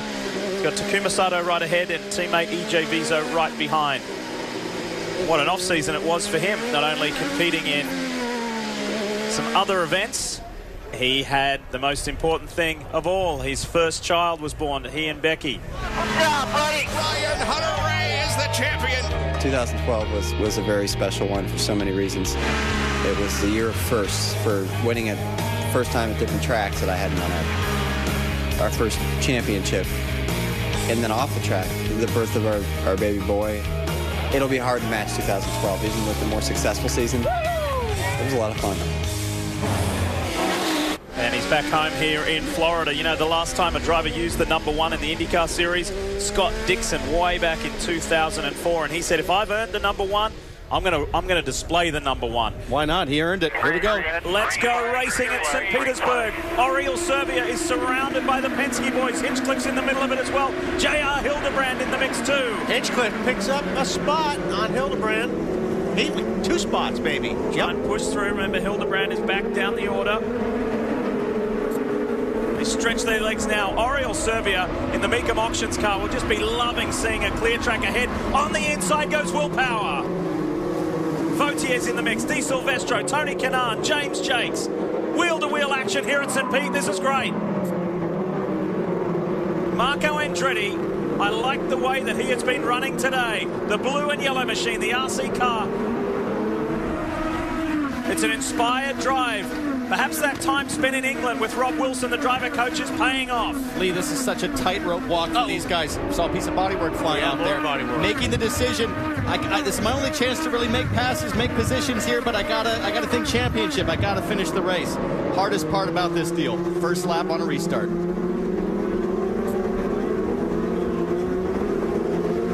First flying lap. Let's get some green together here. We're exactly halfway. Watch here, Ryan Hunter-Reay on Takuma Sato. Sato made it a little difficult for Ryan, but he's going to get him down into 1. Now what Ryan Hunter-Reay did is he squared off the exit of that last corner to try to get a straighter shot, accelerating onto that straightaway. Sato did the exact same thing. He pushed the limit of that blocking roll as much as you can. Yeah, you're right. He is pushing the limit of that rule. I think he's good, though. I like the way he's driving. EJ Viso thought about making a move on Takuma Sato. Ryan Hunter-Reay is playing catch-up after having problems on pit lane. He couldn't get it back into gear and lost lots of track position. The team says we've made the car better, not perfect, but we're making up from a big loss on pit road. When you lose track position here, man, it's tough to get it back. It's like a lot of debris sitting over there. Up into turn 10. Watch this next section of the track. This is exhilarating. This is fast stuff. On a 1.8-mile track, they reach speeds of 165 miles an hour. Now watch Hunter-Reay, Lee. He's going to square off that exit. You see that late apex there. Not as good a run as he had on Sato. He's on push to pass. He only has 2 left. Justin Wilson up ahead. Watch this, watch this. I'm really surprised these guys are using them up that early, Counselor. Whoa, Justin, hang on to it. Well, the thing about push to pass, Wally, is when you push it, it sort of obligates you to go for it. Like, you don't want to waste the fact that you push the button. We're just at halfway in the race. Just halfway in the race. Watch those overtakes. Well, that's what I'm saying. I mean, you're not going to have any left when it comes down to the time where if you need them on the last 2 or 3 laps. But how many restarts is he going to get?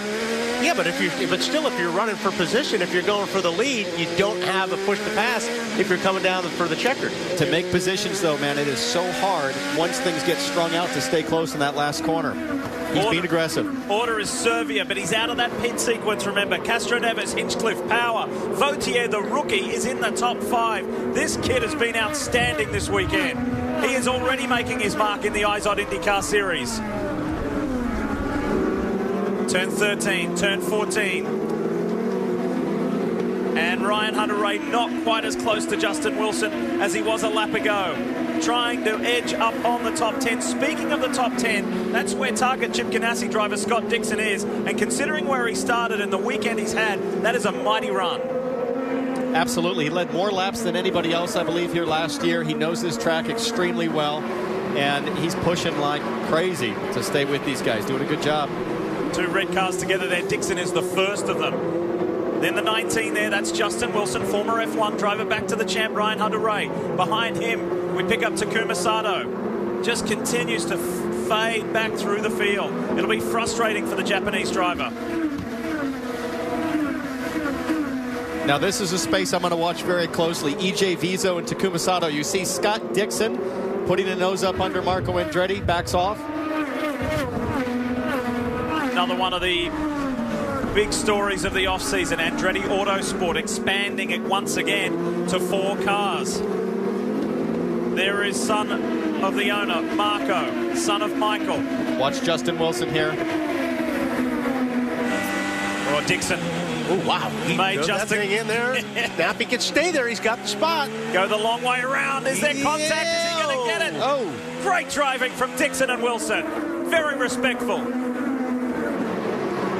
Good hard stuff. Wilson's now trying to make life hard for Ryan Hunter-Reay down into turn 4. Justin Wilson getting very proactive, to borrow Bo Barfield's words there. Driving up the inside, taking the passing lane away from Hunter-Reay. Bo Barfield is the race director. He said an interesting quote to us yesterday.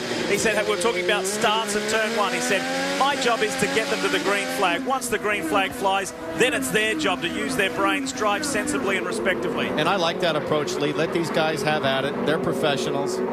They'll sort themselves out. Exactly. Serbia still heads this pack. Castro Neves, Hinchcliffe, Power, Vautier, Simona Di Silvestro, Canaan, Jakes, Andretti, and Dixon in the 10. And there are the 4 Andretti Autosport cars I was alluding to earlier. Hinchcliffe is the best of them, and the green machine, the GoDaddy car, has been up the front all the while, Wally. You know, I talked about how competitive this thing is. You know, Serbia was kind of stuck in the middle to the back of this pack, but got track position, and he stayed up front. I mean, he's running really good now. Talked to him yesterday. Really happy with the situation he's in right now with this team, and I think these guys are going to run awfully good. But you know, if he gets a yellow at the right time, this is not going to hurt him at all. Game on. It's game on for him, isn't it? If it stays green, Serbia is going to have to pit, I'm guessing, in about another 4 or 5 laps. But he's keeping up the pace. These guys have fresher tires on behind him. Firestone biggest movers. Of course, Oriol Serbia is right out in front, and then James Jakes and Dixon. And there is one certain skill and attribute that Oriol Serbia possesses, and that is the ability to pass cars. He is one of the best of doing that in this field. Something to be proud of, Lee, but I can tell you, spent a lot of time with Serbia, lives near me back in Los Angeles. What he wants to be best at is winning races. He hasn't done a lot of that the last few years, and this could be a chance today. Hearing reports there may have been contact between Scott Dixon, Marco Andretti in turn 10. Both cars still running strong. This will show us, Wally. He was up there quite a ways. I don't think they made contact. I think he just hit the curb. Hit it pretty hard. One of those awkward situations where Marco in the RC Cola car is looking in his mirror saying, I'm going to leave him room. No, I'm not. No, I'm going to leave him. Scott's seen that happen. Not sure what Marco's doing. Lucky to get through there both unscathed. Here they come again. Yeah, Marco's under big pressure. Take a look. Yeah. Talk about how hard it is to drive focusing forward and in your mirrors. You've got to do both at once. You do, but mostly you're focusing forward. It's all about making positions, moving ahead. Now here, Justin's got a little bit better run. Here comes Hunter-Reay squaring off that last corner again. Let's see if he gets on the button. No. Well, he's about out. He's got 2 left. You only get 10 push-to-pass opportunities at this round of the IZOD IndyCar Series. Lee Justin being smart there, taking the proactive approach, moving over a car width, driving up the inside line. No change at the front. You're not missing anything. Serbia, Castro Neves, Hinchcliffe, 1, 2, and 3. Here goes Hunter-Reay. Has another look. Just trying to distract Justin Wilson a little down into 4. Hunter-Reay in that bright yellow DHL car saying, let me say, have your mirrors filled with yellow. One of the advantages, by the way, of having a bright color I've found through the years. fighting, grinding away. Qualifying didn't quite go to plan for the 2012 champ. So now he's having to fight hard. He's down in 12th.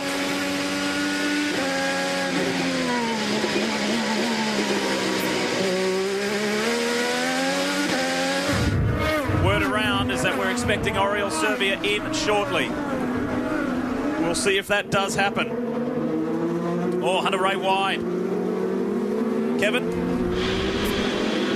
Servia's got a set of sticker reds to go in this stint. He will come down at 50 miles an hour. This is not his last stop, though. He's going to have to do one more, and the rest of the field at one more, so he's still going to need some luck. He's going to need the yellow to fall his way. It's a routine stop. A little slow getting away. It's almost stalled, still barely running. He can't get it in gear either. He's trying to grab it, and is it a gear issue? Might be a clutch deal like Newgarden.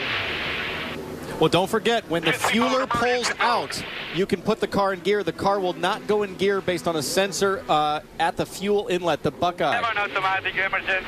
So he could have jumped the gun there and gotten in the middle of that transition with some sort of gearbox issue. Terrible for Oriol. Heartbreak.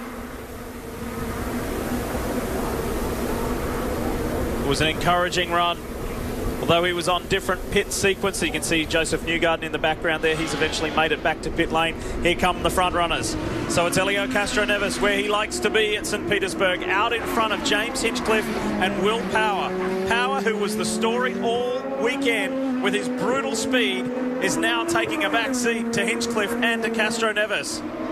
Helio just seems to find another gear around this 1.8 mile track. He certainly does. He's having a great run. I think if I'm Will Power, if I'm Hinchcliffe, I'm saying, listen, I'm just going to conserve, try to save a little bit of fuel, see if I can stretch my window here, get him on the pit stop, get him on an outlap if it stays green.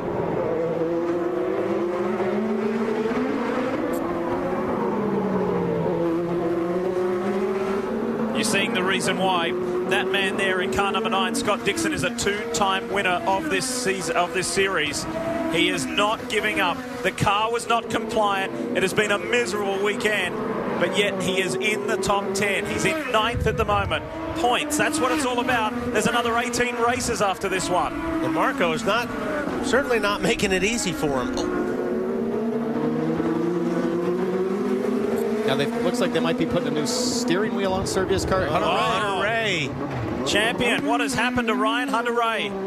That's out of turn 10, up through 11 and 12. And it turns out there's a throttle issue. He just was on the radio saying the throttle is sticking. So remember, this is a fly-by-wire arrangement. There's not a throttle cable, so to speak. But that is the problem for Ryan Hunter-Reay. That's tough. Oh. Yeah, look, and he just... It looked like he just quit running. Was that Graham that got fired? Graham Rahal. Graham had nowhere to go. That gave Saavedra a spot. And by the way, they finally thought they had figured out that electrical problem with Graham, and he was finally back up to pace and had picked up a few spots, but now he's going to have to come in and get a new front nose again. And the throttle is stuck open. He had to actually, as soon as he took it out of gear, you could hear it race. So definitely a throttle issue for Ryan Hunter-Reay. That's a scary moment. Scary for the guys on the rear tires, sticking your hand in there with the thing in gear. Some of the bravest guys in sports, the guys that go over the wall. 6 men allowed over the wall to work on the car in the IZOD IndyCar Series. So there you go. He's gone a lap down, and bigger problems than that on pit road for the 2012 champion. Title defense not going to plan thus far. But I'll tell you, Lee, if there's one thing that Ryan proved last year, it's in the face of adversity, he doesn't lose his cool.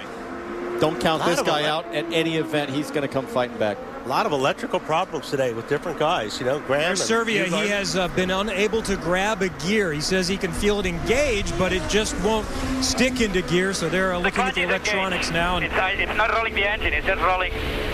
There you go. You can hear from Oriol.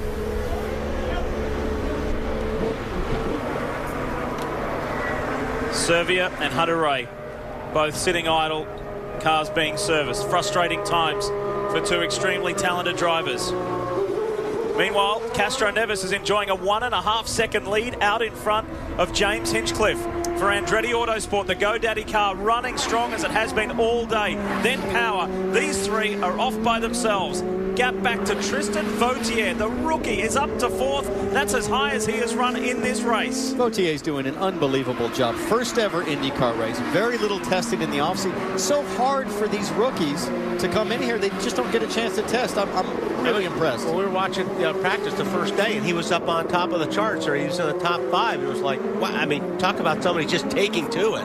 Hey, guys, here's 2011 all over again, but it's in reverse. It's Tony Kanaan and Simona Di Silvestro chasing each other through the streets of St. Petersburg.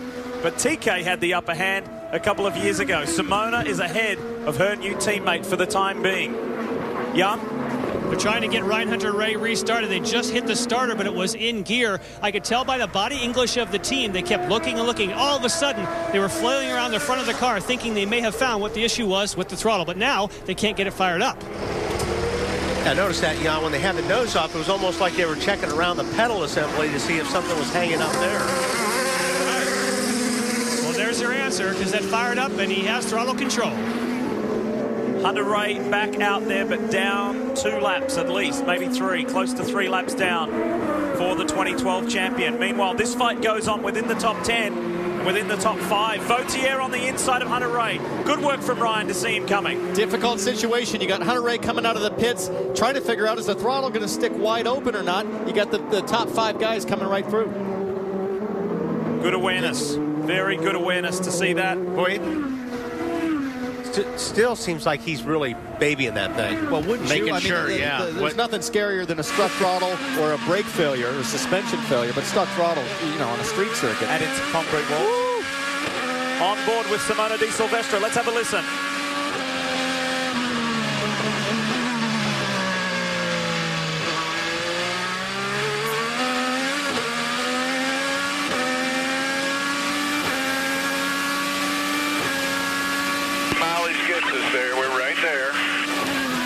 That Southern twang is engineer Gerald Tyler, my engineer in Indy Lights when I won the championship and in Indy.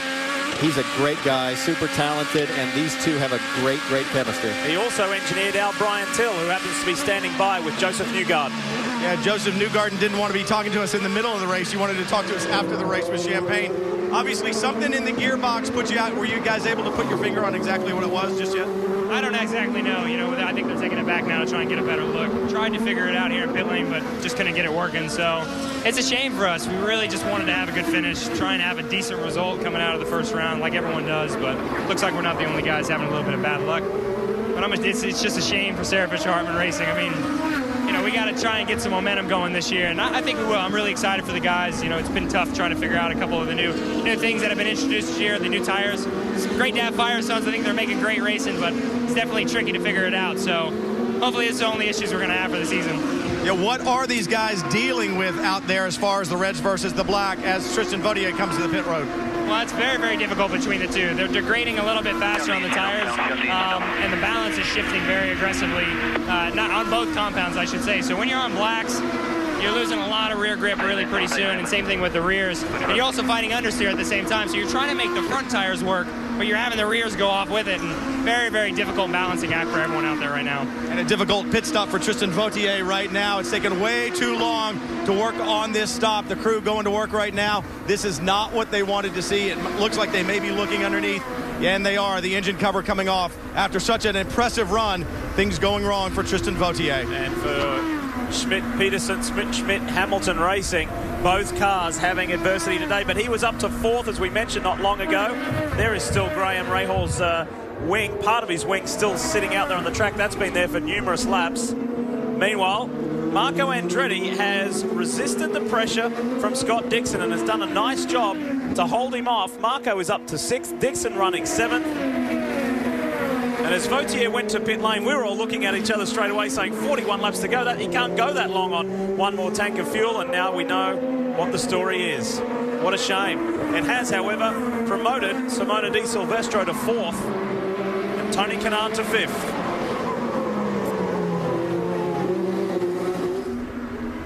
These guys need to stop one more time. Can anybody do anything about Helio Castroneves? He's already created history. He's the only multi-time winner here. Is the captain going to get another win?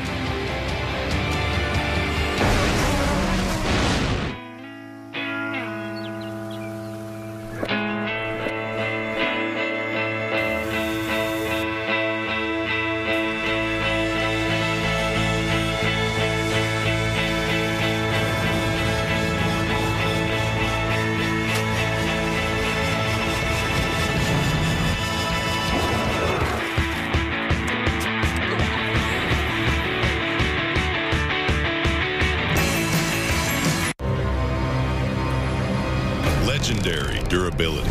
Impressive mileage. Firestone tires. Whatever you drive, drive a Firestone.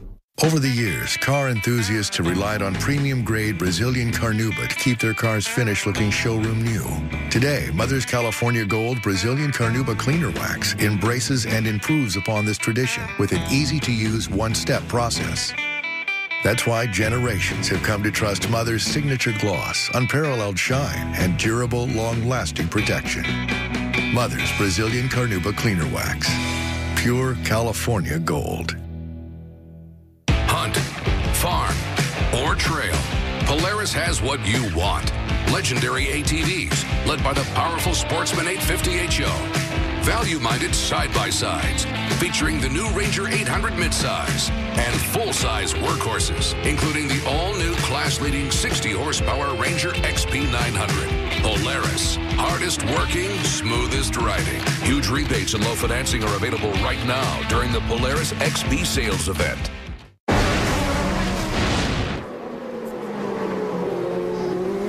While Helio Castroneves leads, the day is over for Tristan Vautier as he has climbed out of his number 55. Checked with the team, it seems to be some type of a header issue.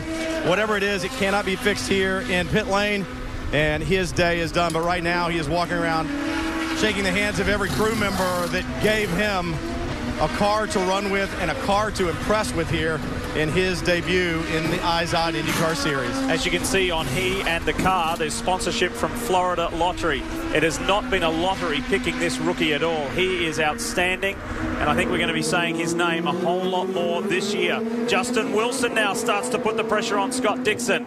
37 laps to go, another pit stop before we determine the winner of the opening round of the 2013 IZOD IndyCar Series, the Honda Grand Prix of St. Pete. We will see. It's got a very familiar feel to it. Penske's 1 and 3.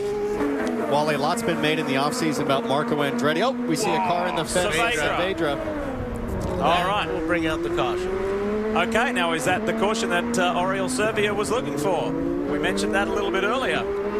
Well, it puts him back on sequence, but he's lost a lot of track position. He's back at 21st. We're still 38 laps, 37 laps for the finish. Here we go. Well, he's got damage on the wing already as he turns into turn 10. You know, that's a tough corner. You know, he's got damage, which means he's lacking front downforce, front grip on those tires. He's looking in his mirror at, was that Kimball coming up behind him, challenging him? Yeah. Locked the fronts up a bit. His apex speed was a little too high. It's a compounding problem, ends up in the wall. Jan. Leaders onto pit road, of course. The first will be Helio Castroneves. Coming to a stop behind him, it will be Hinchcliffe. And over across the front now will be Will Power. Watch me. Go, go. Okay, that's the call from Roger Penske when it comes to Castroneves. We wait for Power. And no, here comes Hinchcliffe. He's going to lose the spot. He loses the spot to Hinchcliffe. He couldn't get it in gear. And we see now Scott Dixon getting his service. Simona De Silvestro also making her way out. Go. And here comes both Marco, Justin Wilson. So no change of position there, but there's definitely a change of position in the top three. But Dixon did get in front of Andretti, didn't he, on that pit stop? He did. Now this Full course JR. yellow. This is JR's second time passing under full course yellow this race. Now JR is in a hurry to get packed up here, but I'm sorry, that's not allowed. No She's passing. on the radio. She's on that button, I'll bet, right now, saying, hey, I just got passed under full course yellow. Yeah, pass him. No, we'll get the info. Just hang on. So there is the high-pitched voice of anxiety, enthusiasm, and the calm, cool, collected engineer saying, chill out.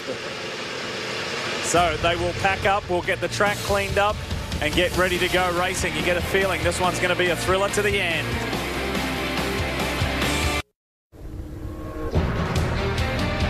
This town has got very used to doing a terrific job at hosting this event. It's the 9th consecutive year for the IZOD IndyCar Series on the streets of St. Petersburg. And always a terrific event. Lots to talk about here as well as we welcome you back to the NBC Sports Network live coverage. Lee Diffie along with Townsend Bell, Wally Dallenbach, Robin Miller, Jan Beekes, Brian Till and Kevin Lee. Glad you could be with us. We are live for the season opener.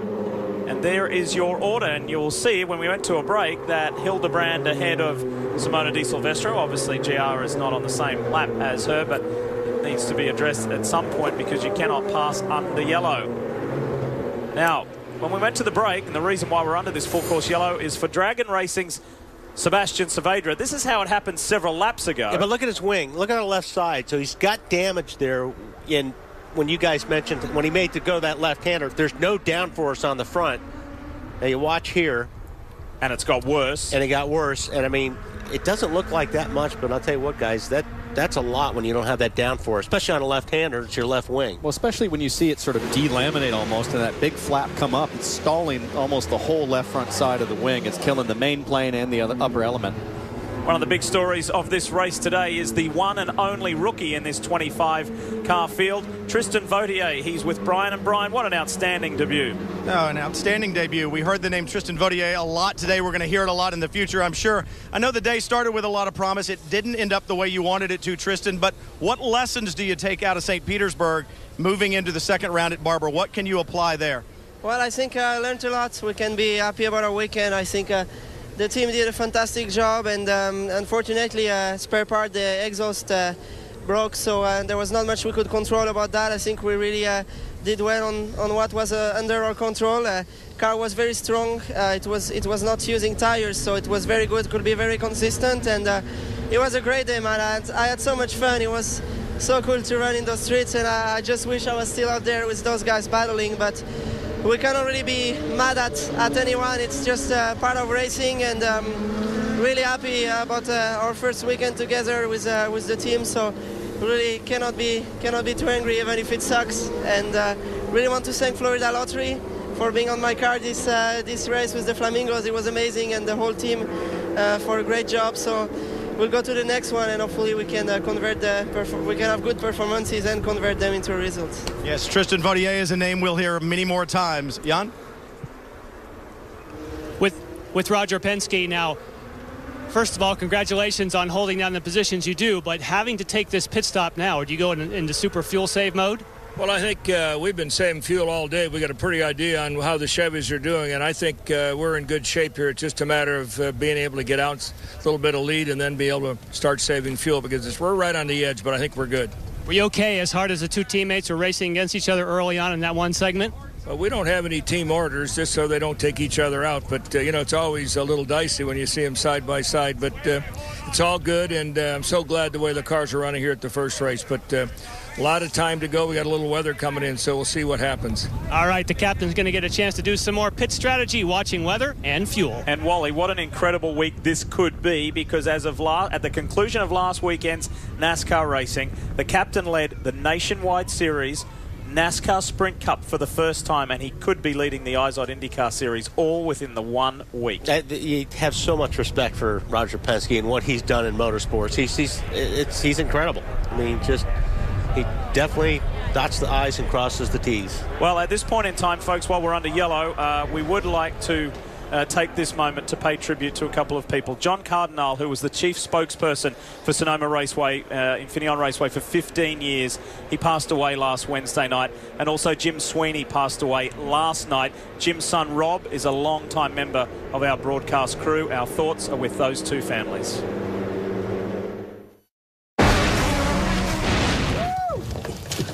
Sign a waiver? Waiver?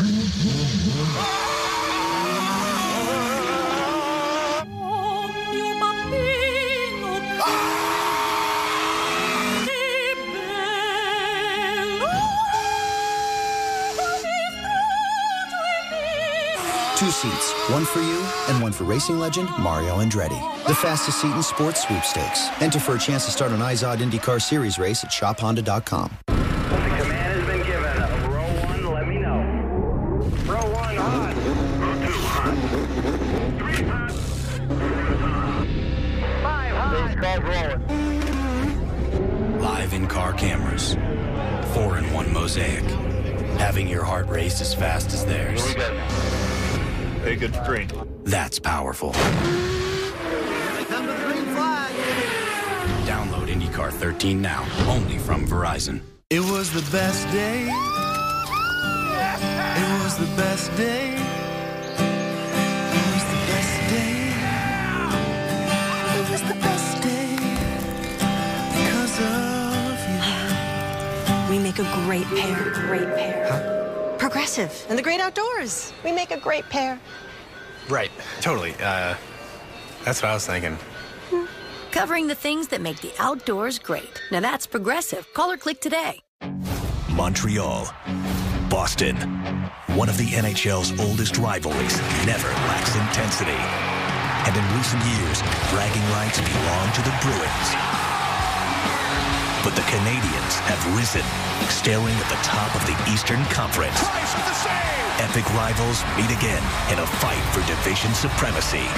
Wednesday night rivalry, Canadiens, Bruins. Coverage begins at 6:30 Eastern on the NBC Sports Network. If you like what you see today, a quick reminder that the IZOD IndyCar Series continues on the NBC Sports Network in just 2 weeks. Looking forward to the Honda Grand Prix of Alabama from Barber Motorsports Park. That's Sunday, April 7 at 3 o'clock Eastern. April 7th, 3 o'clock Eastern. Let's get to Brian Till. Brian? Well, Sebastian Saavedra just standing on the box. I'd heard the crew saying, can you hang on a couple more laps? So the damage to the front had obviously been there for a while. Did you think you were going to be able, obviously, to make it to the next pit stop to change that nose and be back out? I was holding on for dear life, man. You know, it was very unfortunate. I think it was the first yellow that came out. I clipped Viso, damaged my front wing, but we were doing it. We were losing a lot of positions, but I think we could have maintained a good pace. Unfortunately, I couldn't hold it. You know, that was it. Very sorry for the truth. We got some problem out on the racetrack, so we're going to have to let you go, Sebastian. Lee? Yeah, drama for J.R. Hildebrand. What in the world? We were under Full caution, course right? caution. Under caution. He's already under the gun for passing under the caution. I wonder if he was trying to let Simona by, and that's what happened. Maybe. This will tell us. What? Oh. Who was that? That was Will Power. Oh, boy. That was Will Power. This is the accordion effect. Well, something happened. Look at Well, Power was slowing up to get his tires warm. Hildebrand wasn't watching where he was going. Oh, my goodness. Right over the top of Power's car. Is Will Power's car okay? That's what I'm wondering. Holy cow. And more debris on the racetrack. The drivers are aware of that. That's good. Oh. JR is okay. It was a low-speed incident, but that was awkward. That was... No, for a low-speed incident, there's a lot of damage on that thing. Wild. You see the mirrors broke? The right side mirrors broke. And there's tire rub. There's rub at the back. See the smoke? Yeah, right there underneath the right side of the wing. That's the rear pod rubbing. And he's checking it out now. No, he's going to have to come in. Well, I tell you what, you know how hard it is to drive without a mirror anywhere. Here it is from Will's view. Excuse me. Pardon me. What the heck? You know, you hear a lot about distracted driving these days, and we make a lot about the steering wheels. You can see right there on JR's car. Look at the number of buttons and information. It wouldn't surprise me at all if he was looking down at a map setting or some information and just flat wasn't paying attention.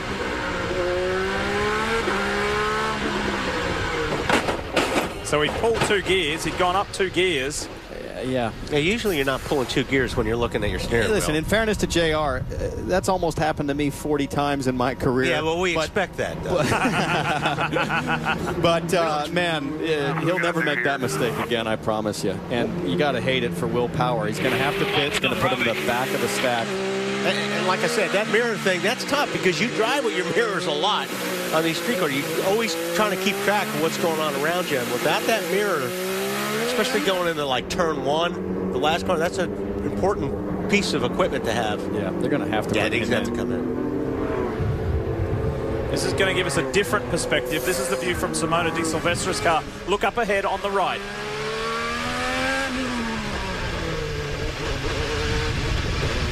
She's saying, if that number 12 is damaged, I'm moving into a top 3. That's the easiest 2 spots I'm going to pick up. Look at the right rear. The right rear is all over the place. Yeah, it's off. Cut the tire. Our pole sitter. Take your time, Will. Take your time here. We got plenty of time. Don't let that tire come off. Don't let that tire. Take your time. That's the voice of Tim Cindric, president of Penske Racing. Here he if comes. that tire comes off, it's going to take the wing with him. Tell us more, Jan. The reason he's telling him not to be in a hurry is because it's obviously under caution. This will not make a difference for your position. They know they have a fair bit of work to do, and they didn't want to lose that on pit road. They go for two areas on the car, obviously, the right rear, and then they're working on the mirror as well. It's my understanding the rules do not allow you to run without a mirror. So even if you wanted to, by rule, you must have two working mirrors, and now he does. That's a quick fix on that mirror. I was watching the right rear. How did they get a mirror on that car so fast? So will do some checking now, as he does. Just the slight weaving. Yeah, he's just making sure nothing's bent. There was the call. Does it feel all right? The suspension looks okay. Wouldn't it be cool if that right rear wheel pod, while it was like 50 pounds of drag, and he picked... Let's take you back to that stop and show you how the guys at the front of the Penske number 12 worked on the mirror. Nobody's even touched it yet. They just kind of like pop it back in. They just turned swiveled. It. I see. They just turned it. Okay. I thought it was broke off. I was saying they could give any Formula One team a run for their money. Is that a new quick release mirror? Okay, so Will's back out there and Adam. Still under our fourth full course yellow today. Well, this should erase any fuel thing, which is great. I hated the fuel mileage stuff last year. So J.R. Hildebrand makes his way back to the National Guard Panther Racing pit box.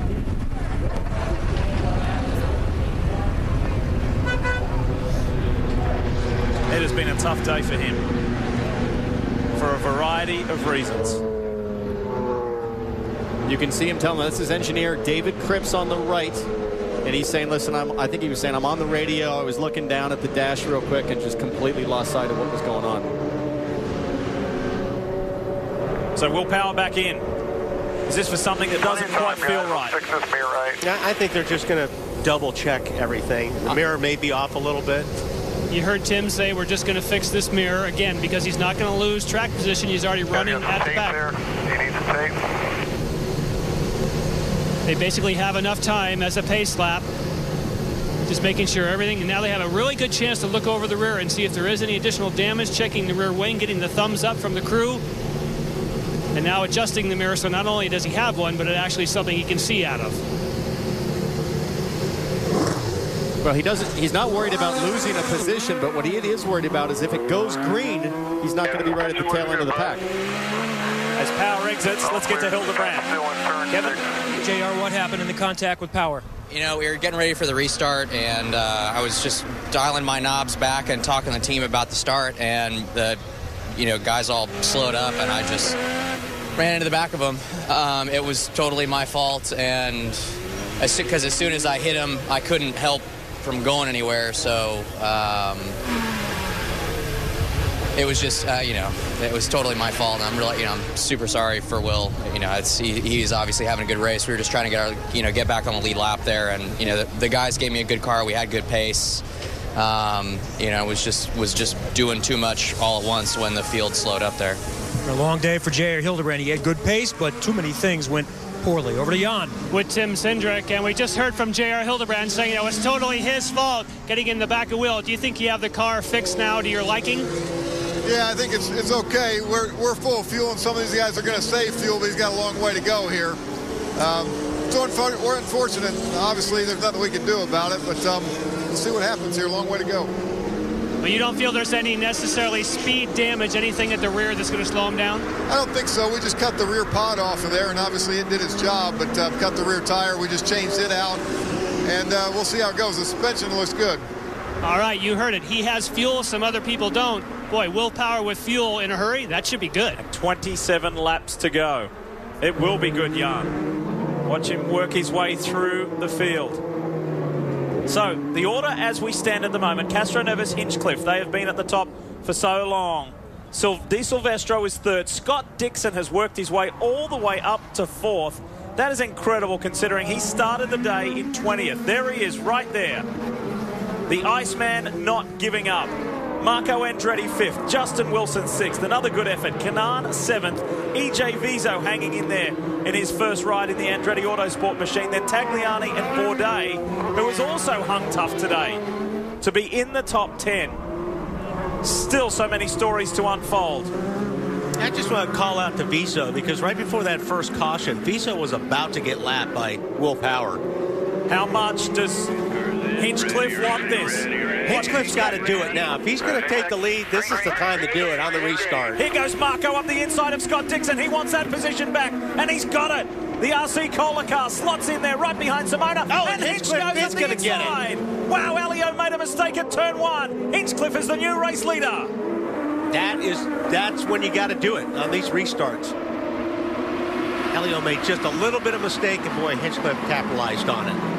Inside goes Kanan on his old teammate Marco Andretti. This may not end well. They're trying to give each other room, and they do. Nice one. Justin Wilson had a good look at that. Then EJ Viso tucks in behind him. Good stuff at the restart. Giving each other room, clean racing. Doesn't get any better than that. You know, Wally, right before the break, we see Tony Kanaan sticking it in on Dixon. Oh, can he make the corner, though? He just makes it. Great pass. Here comes Marco. Good scrapping on this lap, building back up to speed. Marco made a great decision there to back out on that fast chicane. That is single file through there. Let's see what happens on this critical front straight. And Elio will be kicking himself. Castro Neves will not be happy about turn 1 at the restart there. And Marco makes a very easy move on Scott Dixon. Dixon tries to respond, but he's not close enough. Marco certainly made an easy move. Helped a lot by push to pass. He was on the button. Bourdais and Carpenter. And then back to Takuma Sato, who's just fallen through the field all day, trying to get his way back up into the top 10 at least. And Will Power, he is in 14th at the moment. We'll continually update that for you. There's the Verizon car. How high can he climb?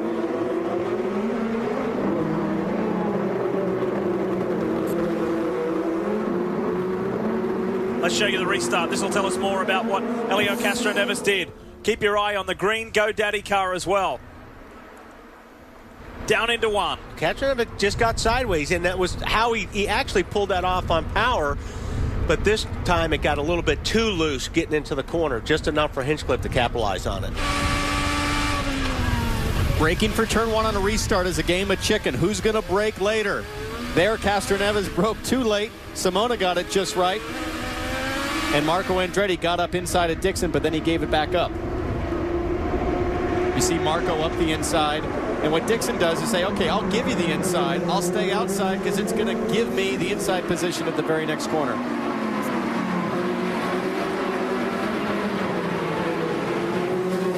KV Racing. You know, Wally, just before Hildebrand had that incident, I was going to say a lot's been made of Marco's offseason efforts to improve his craft, driver coaching, all of this. I mean, so far today, this is about as strong as we've seen him in a while on the street circuit. And I always thought Marco would be really, really good at this type of racing. His aggressive style, I always thought he really would shine on these street courses, and he's doing a good job today. He got his first professional win here in Indy Lights, in Firestone Indy Lights. So he likes this place, and he was looking forward to it. He's been running and training incredibly hard in the off-season, in addition to what we mentioned earlier about the driver coach in England, Rob Wilson, who has trained a laundry list of drivers my right leg. from Kimi Räikkönen down. Hole in the front nose.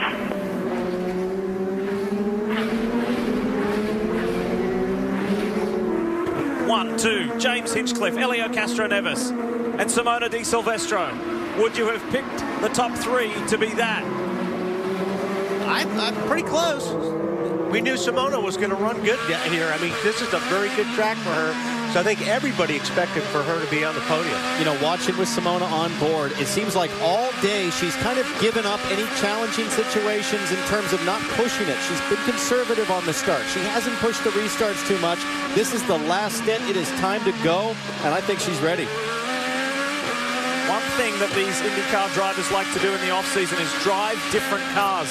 James Hinchcliffe went down to the streets of Service Paradise last year and raced a V8 supercar for the first time. He's raced sports cars for a couple of years and did the Rolex 24 at Daytona this year. Unfortunately, that didn't pan out too well with a failure on the car. However, he is open to driving different cars and improving himself. That's Gerald Tyler, Simona's race engineer, asking her to save a little bit of fuel now. What she would have done is turned up the mixture, gone to full rich on the restart, see if she could make a move on anyone or also help her defend against a challenge. Now that things have slotted in, she's going to try to save a little bit of gas, make sure she can make it to the end. Elio all over Hildebrand. Back in the pack, Power gained another position, 14th to 13th. We'll keep you updated on that. Meanwhile, this is the fight for the win, and Castro Neves wants to get back-to-back wins again like he did last time. back in 06-07. He won last year. He wants to make 3 wins 4.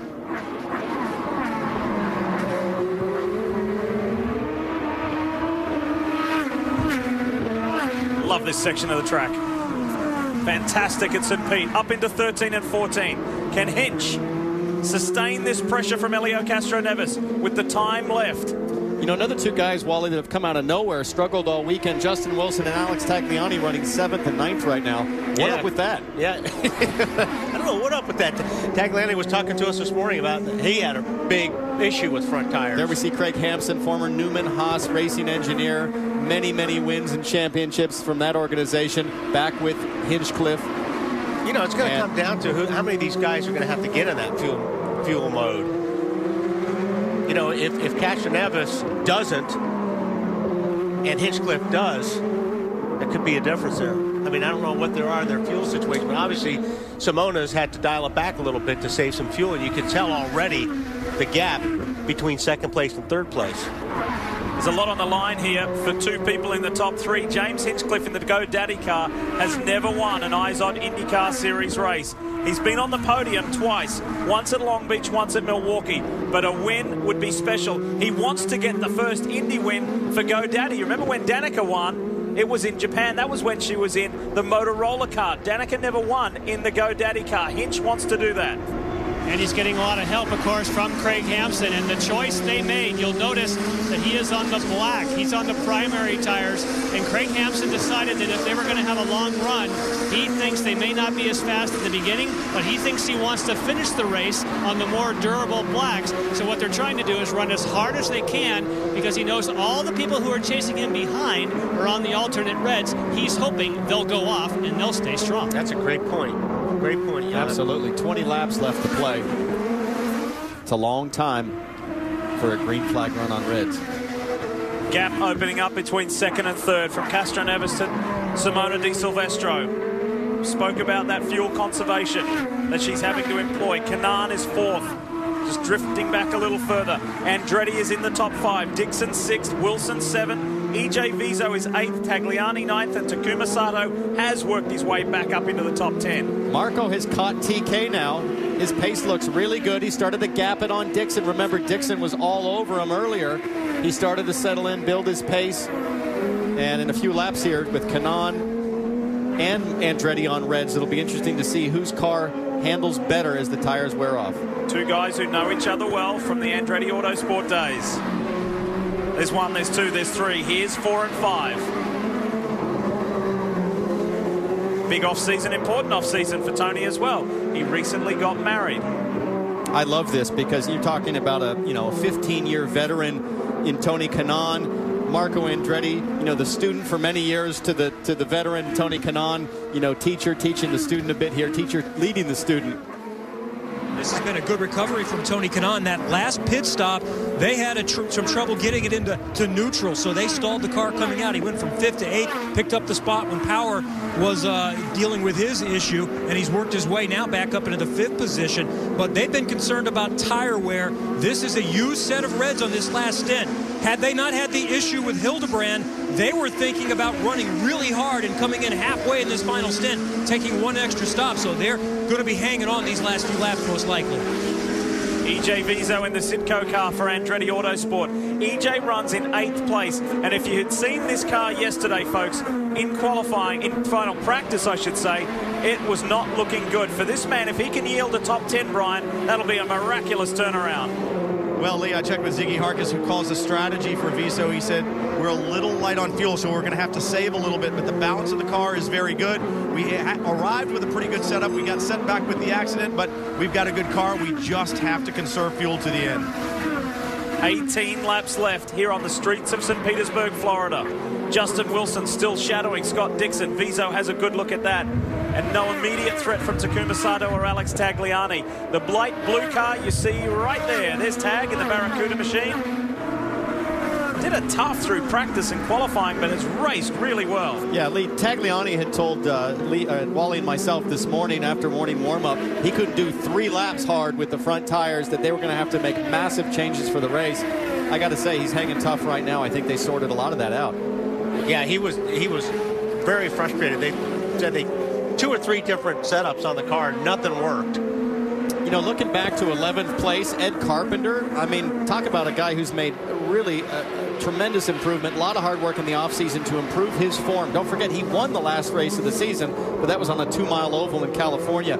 Top 11, you know, street circuit run for Ed Carpenter is fantastic. Well, he's holding off the likes of a 4-time, open wheel champ like Sebastian Bourdais. That tells you a lot. And he worked hard in the offseason, like you said, Townsend, where Ryan Hunter-Ray actually went out to Sonoma and drove his car just to say, look, this is what a car should feel like when you're on a road course. Give him a few pointers if he could. And those guys really would like to have a second car in their stable. It's a 1-car team, and, you know, talking to Derek Walker earlier this weekend, you know, he really felt that they could gain a whole lot if they had another car in that stable. Not only would help Ed, but, you know, Ed is so strong on the ovals. I mean, he's one of the best out there. Here comes Bourdais. And here comes Power in the background. The Verizon car is looming. Bourdais on the inside of Carpenter. Bourdais did use push to pass. According to our information, he's got 4 left. 10 total you get, 10 push-to-pass opportunities. The orange and blue car, that's Charlie Kimball. He's been fighting and digging hard all day. The Rolex 24 at Daytona winner overall this year. He's shadowing Will Power, trying to get by. If you've just joined us and you're wondering why Will Power is buried back in the pack, this very awkward incident that J.R. Hildebrand just told us was all his own fault. Look to the right. Watch this. Under yellow. Oof. And he just got caught out. J.R. Hildebrand told us that he was not paying attention. He was playing with some switches. He thought they were going to stay at the regular speed, and they'd slowed, and he just climbed all over Power. Yeah, now, Ed has made a lot of improvement in the offseason, no doubt, but his last time, 104.1. Quick time right now is going to be a 103.1. I'm pretty confident Will Power could do that lap time, but he's getting stacked up by Ed. He's got to be careful. He needs to get by. He's got to get up into that front pack to have a chance at this thing, but he can't make a mistake. At the moment, Power is some 12 seconds away from getting on the podium. That's how much he has to make up. At least a second a lap with 15 to go. If he can do it, it's going to be hard work. At the moment, James Hinchcliffe leads by less than a second over Elio Castro-Neves. And then Simona Di Silvestro is poised for her best ever IndyCar result. She's in the background. It is far from over for the win of this race. Hinchcliffe versus Castro-Neves, and Andretti Autosport versus Penske Racing. 2 of the super teams going at it at the front.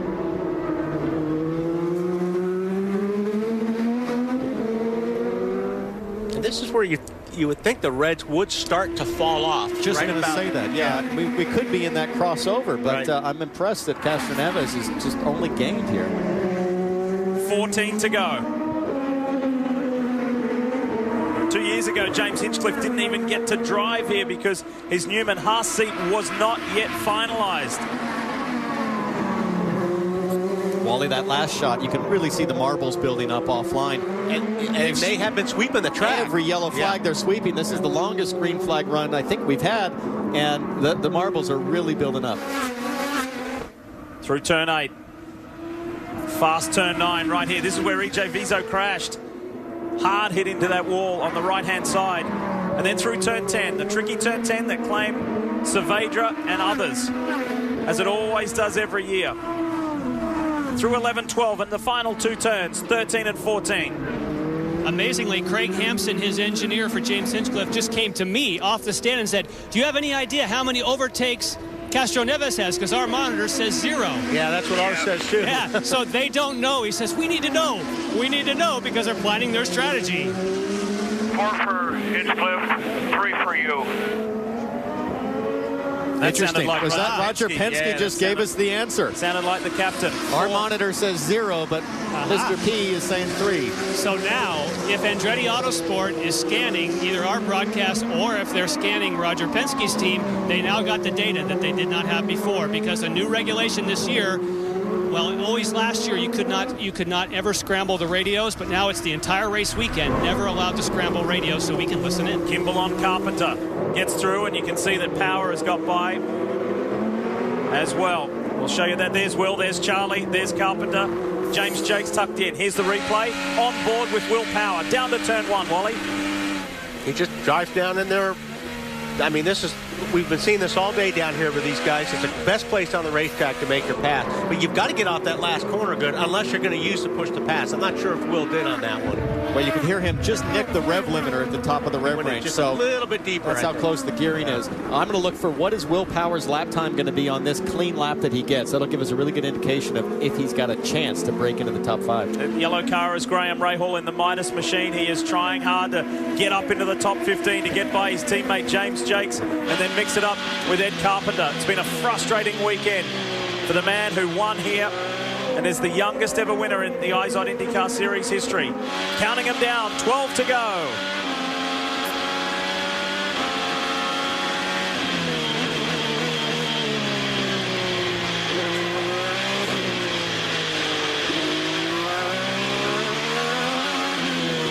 Firestone telemetry giving you some important figures on the right.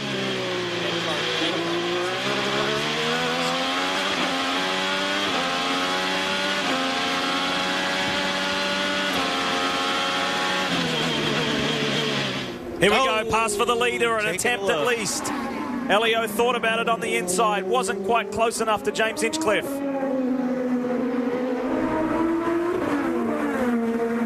I mean, and you're using almost this whole racetrack to get yourself to that last corner close enough to the guy so you can try to make that move down in 1. But in order to do that, you use up those front tires. Yeah. You know, you lose a little bit of downforce on the front. It's a little extra scrub, a little extra friction on the front tires, and he's on reds already.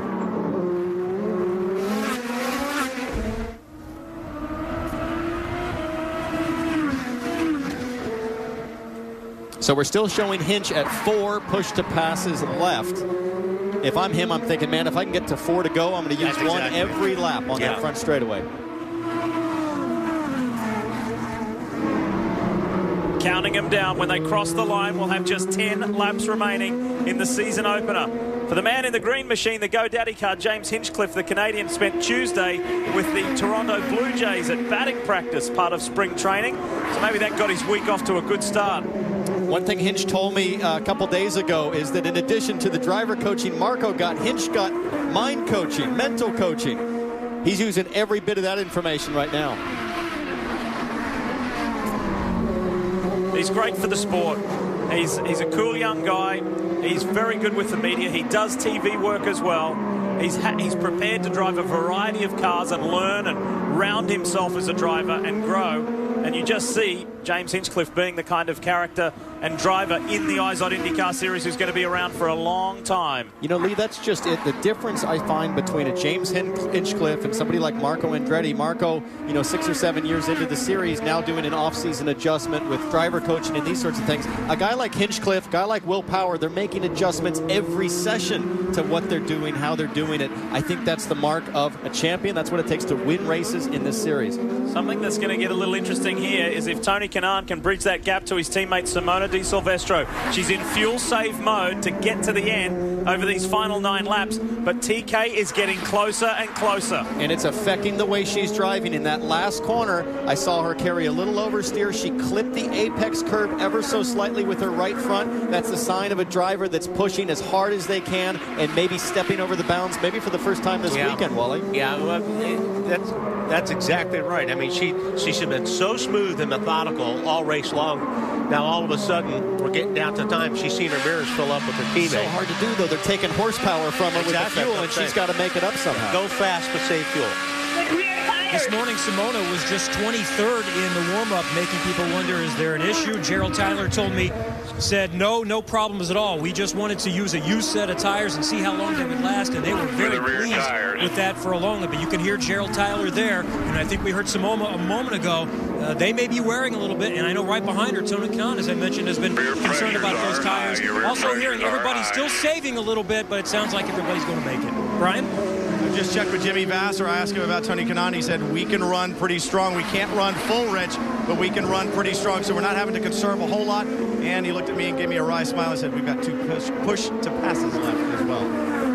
You may have heard that radio transmission. Simona Di Silvestro saying to Gerald Tyler about rear tires, and she's falling into the clutches of her teammate. And what Gerald said, Lee, was that the rear tire pressures are indicating high. There's telemetry coming off the cars indicating what the current tire pressure is. Talked to Gerald before the race. He said it's very difficult to hit the right pressure numbers. It's the hardest thing about his job in terms of making decisions for this car. And higher pressures mean loose. That's right. You're not going to have as much grip in the rear as you would if the pressures were down where they need it to be. 7 1/4 laps left to run here. The Canadian James Hinchcliffe leads the Brazilian Helio Castroneves, and the Swiss driver Simona Di Silvestro is in third. She's never had an IZOD IndyCar Series podium before.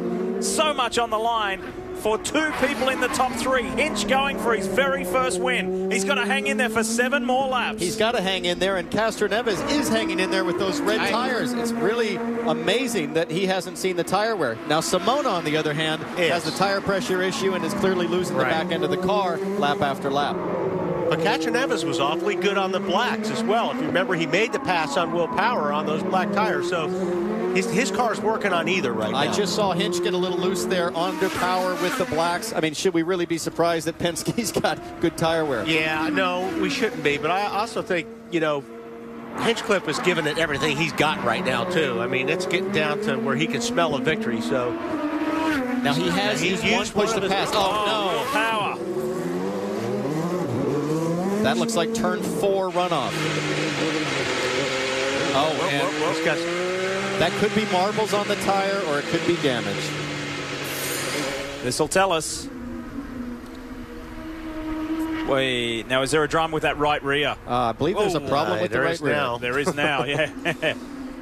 Remember, the right rear was the one that was damaged in the Hildebrand incident. In rally driving, this is called the Scandinavian flick. The left rear goes out, then he releases the brake, the right rear goes out. He got into the tires, but clearly a wounded race car at this point. Now he's got to wait because he's got the whole field coming through. And he has dropped. He was verging on the top 10. He's dropped to 16th place now, Will Power, after leading the race early, getting passed by his teammate Helio Castroneves on a restart, sitting most of the race in third. And then we saw that replay earlier in the last caution where J.R. Hildebrand climbed all over him. 5.5 laps to go here in Florida. I think if Hinchcliffe can just keep doing what he's doing for the next 3 laps, I think he's in good shape because he's got 3 more push to passes. He's building a little bit of a gap while boy, they're both starting to slide around. I just saw the first indication of Castroneves getting a little loose. Yep. These guys going at it at the front. Hinchcliffe on his push to pass. He's got 2 left, 5 laps to go. Surprised he used it. Taking the end. You're right. He had a gap coming into that last corner. Yeah. Guys, the award today as Marco Andretti gets on the inside of Tony Kanaan. Great move from Marco. The 26 slots on the inside, the 25, I should say. Freudian slip there because he used to be 26. The 25 goes up the inside of Tony Kanaan, and now he's after a podium here at the streets of St. Pete. Marco Andretti has been learning how to race from Tony Kanaan, learning about women, learning about how to buy fancy cars since he was 14 years old. He just showed the master how it's done. So here we go. Now, there's going to be no love here because there's no teammates here. Marco wants a podium. Before we forget, we have to say that Simona Di Silvestro, who we ride with, gets the Firestone extra mile. And she's going to have to go the extra mile to hold Andretti off. Marco is all over her. She has 3 push-to-passes left. There will be 4 to go at the line. Wally, I'd be tempted I was here. just thinking, I think I'd rather run out of fuel trying than have to let these guys go because I'm on fuel She conserve. is on the button now. Did he just say conserve? I don't care what he said. I wouldn't be listening to what he says right now. Inside move, Andretti thinks about it. Thinks again, does he run it in there? No. Stays behind Simona Di Silvestro in the last 3 3/4 laps. Engineer saving fuel, and she says, I got 3 push to pass. Yeah, left. that's where I'm going, baby. 3 more laps, 4 more laps. I mean, because look, she can lose a bunch of spots right here. You got to go for it. Now, Marco does this a lot, I've found through the years. Even though he's not close, even though he's not going to make a pass, you'll find him almost every corner. He's going to duck out and show you that red nose in the mirror. You're just worrying somebody. You're just trying to create some anxiety. This is the Marco Andretti Autosport fans have been waiting for some time. Fighting to the end, vying for podiums, in the mix. I tell you, Marco is getting into the corner a lot better than Simona is. Mass radio transmissions going on. Boy, Final he is awfully close at the best part of the track to be close. She hasn't pushed it yet, Wally. Up there it goes. She's Simona on the button. Trying to defend for these final 3 laps. So far, so good. That lap was look tough. at Viso. Viso on the inside of Justin Wilson and tags him. That was a rub. That was a rub, not a tag. Back at it. Dixon's in the mix. He's got Viso after him now. Takuma Sato's on the back of that train. What a finish to this race. Oh, boy. Here it comes. Sato on the inside. Oh! Pulled it off. Went over the curb. Just touches the side of Justin Wilson. No harm done. 2 years ago, that would have never happened between those two. That would have been a yellow. Takuma's known for his late race dives. He's late. It's Simona. That. So get your exits. So what she's saying is, I am all tired. I think she's saying all tired out or something with the tires. And Gerald, her engineer, is saying, just focus on the exit. Yeah. We show no push to passes left for Marco. That's obviously what. Oh, he just got into the back of her, I think. She's loose. She's loose off turn 14. Now he gets into the back of her. Andretti's growing impatient. And she's on her last push to pass. Yep. 2 laps to go. And Marco's going to have to go around the outside if he wants to get her here. This is precious stuff for Simona Di Silvestro. Those tires are smoked on the back. They're shot. She has got a loose race car on her hands right now. Now she should drive right up the inside here. Up. Nothing's changed up front. Viso looking. It's still Hinchcliffe. In fact, he's edged out a little bit. Hinchcliffe's got a 1 second lead. Look at Meanwhile, Simona's got her hands full. She's driving a forklift right now. That's what it feels like. The rear tires are steering the car with her throttle. Hang on, can she, for 1.5 more laps for her first IndyCar podium? You know Marco's going to go for it somewhere. There he is. He's just showing a nose, just trying to get in her head. Now, she has no push to passes left. If Marco can stay close, this is going to be his best chance to make a pass. And she should run down the inside of the racetrack. She's gone wide. Marco gets it. Tony might get up the inside. Kanan looking to get there. Simona now back in fourth and fighting to stay in fourth. Kanan sweeps around the inside and gets it. So from third to fifth in a matter of a corner. Viso on Dixon. Not enough. Look at Viso, so well behaved, making good decisions today. He now knows he's got a car under him that can get the job done. We're on our way home. Final lap. James Hinchcliffe has a 1.1 second lead. Sato on Wilson. Done. Wow. That was a good move. Great move. Good driving too by Justin, because he said, I don't want any part of this. I think Justin knew that was coming. Yeah. James Hinchcliffe is on his way to his very first win in the IZOD IndyCar Series. He's been on the podium twice before, but the mayor of Hinchtown is now an IndyCar Series winner. GoDaddy goes to victory lane. It's not over for the final positions in the top 10, though. Simona is trying to hold off Scott Dixon. She wants a top 5.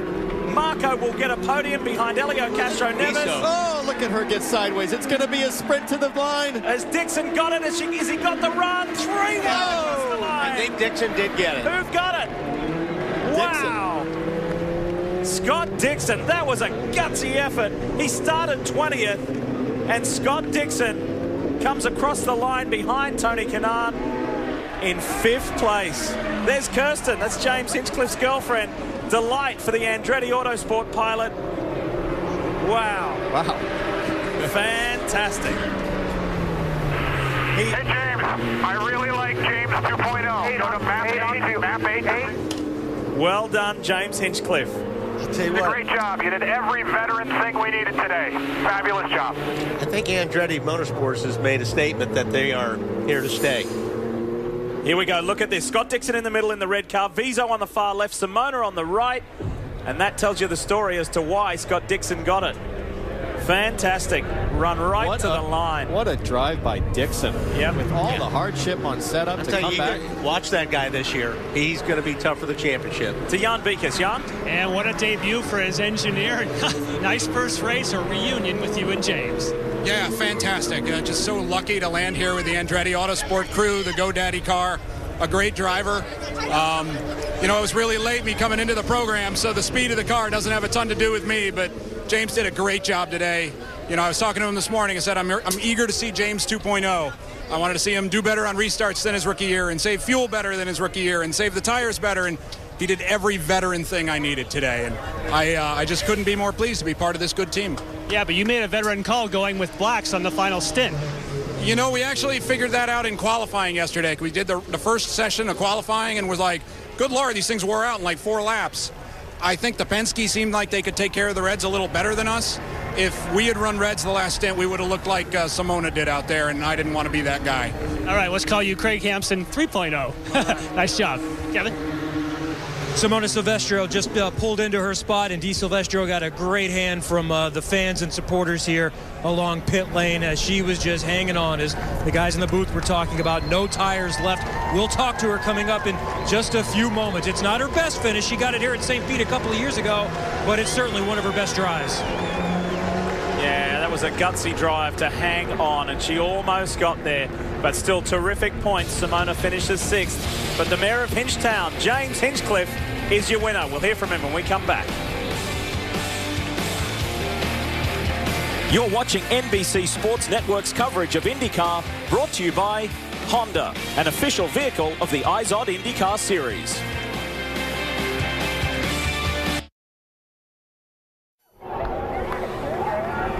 The 26-year-old Canadian, James Hinchcliffe, who wears the red racing gloves as a tribute to his Canadian hero, the late Greg Moore, gets his first IndyCar win. Look at that crowd, and he is a very, very popular driver in the IZOD IndyCar Series. It is time for him to celebrate for the very first time in Victory Lane. The winner of the season opener of the IZOD IndyCar Series, the Honda Grand Prix of St. Pete, goes to the man in the GoDaddy machine. Congratulations from his girlfriend, Kirsten. And Hinch always has something interesting to say. This will be special.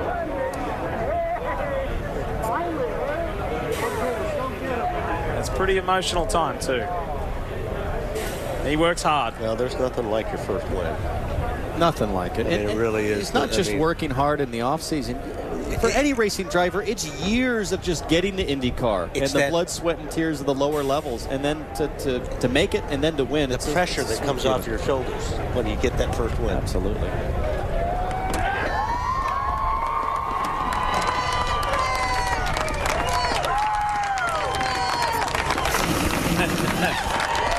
Do you think he's a proud Canadian?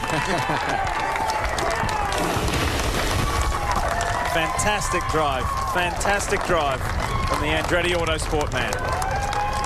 What a fantastic drive, and we just heard from your congratulations. We just heard from Craig Hampson. He called you James Hinchcliffe 2.0. He says you're remade, and it was a perfect race. You know, we talked before the race, and he's like, I'm really excited for this race, and I'm excited to see James Hinchcliffe 2.0. And I said, well, what does 2.0 need to do? I want to do better than 2.1. He said, better restarts, more aggressive passes on track, and save fuel when you need to. And, man, we put it to the test today. GoDaddy and Victory Lane and IndyCar is so awesome. I got to thank Bob Parsons and, man, Chevrolet, all the work they've done over the offseason to grab the first one here in St. Pete. You know, this one I'm throwing out to Dan. This is his hometown. This is his car. And knowing that my face is going to be in that memorial, that's really special. I can just feel the emotion in the first segment when you had that big vibration. Did you think you had any shot of standing here? Well, we knew that was it for us on Reg. You know, we knew that was our sticker set. We knew it was going to be tough to put the old ones back on. And after that last restart, everybody else was on Reds. We knew it was going to be tough. And everyone was asking me, you know, what was it going to take to finally become a winner? And I just said minimizing mistakes. No mistakes in the pits, no mistakes on the track. And we capitalized from Elio making some mistakes and just put our heads down and did it. Man, it feels so good. I can't thank Andretti Autosport and GoDaddy and everybody, my family, my girlfriend, everybody's here. And, man, this is awesome. How did my brother in England? He's not here right now. That's the only guy missing. Well, the rest of the family is standing by here. Congratulations to James Hinchcliffe, his first career IndyCar win. Kevin? And somebody else that's been getting a lot of hugs is Simona Di Silvestro. Kevin Kalkoven, one of the bosses, was just over, and Mario Andretti, over to congratulate you. What was your day like? It was awesome. You know, we were running up front the whole day, and it was really cool to be keeping up with them. At the end, it kind of fell a little bit apart. You know, we had the used set of Reds on that last stint, and at the end, it was really a struggle to try to keep people behind us, and kind of lost a few positions. But the nuclear clean energy car was pretty good the whole day, so it was a good day for us. Let's look here on the replay of the last corner, and you ended up 3 wide there at the finish for this. Yeah, I had like no power. You know, it was just going down, and I think I had too much Chevy power for the tire to handle it right now. So I think that's what happened. But you know, it was a great great day for us, and I think we can really learn from this and try to be better next weekend when we're in Barber. All right, you knew you were quick coming into this race, but what did this result do for your confidence moving forward? Well, it's awesome. I think we all know we can be fast and qualify up front and run up front. So I think now we just have to minimize those little mistakes so we can try to win some races. Great job. Thank you. 6 for Simona Di Silvestro. Brian? Marco Andretti sitting on the wall taking a well-deserved break. Those last 5 laps were absolutely spectacular, and I know Twitter was lighting up and they said this is the Marco Andretti we've been waiting to see since Indianapolis of last year. Yeah, I mean, it's I've been working so hard in the off season. I mean, not just physically, but just really just working on where I've been lacking, and these places were a real weak point for me. So it feels good to reap some of the benefit. But congratulations to James. The whole Andretti Autosport team is gelling so well. We got to keep this momentum going. Also, credit to Simona. I mean, she drove a hell of a race. Well, you put a lot of pressure on Simona there in the final going. Were you aware of how many push-to-passes that she had left and that you were going to be able to motor by? I just knew that her tires were going off. I mean, I felt for her. As I said, she drove great. I had to muscle her a little bit. It's a selfish sport, man. I need a podium. He needed a podium, and he got one. Marco Andretti. And think about Andretti Autosport. They finished the 2012 season with the championship. They begin the 2013 season first and third, 2 spots on the podium. They have not slowed down from the end of last year at all. Really, really impressed with Hinchcliffe, Simona, obviously, and also Marco. I mean, across the board, we've really seen kind of a bit of a reshuffling today, Wally. When you think about Ganassi's struggles, Penske looked strong, had some bad luck with Will Power, but looks to be a great season ahead. I think we're going to see a lot of this year. We've seen a lot of different faces up front, and that's just the way IndyCar is right now. It's very competitive, and one guy makes a mistake, and it's going to take you out of it. One thing that Marco Andretti said was, congratulations to all of Andretti Autosport. We've got to keep this momentum going, and look at that. That's team spirit right there. The reigning champion, Ryan Hunter-Reay, congratulates his teammate, James Hinchcliffe. We've got a new IndyCar star. His name is the Hinch.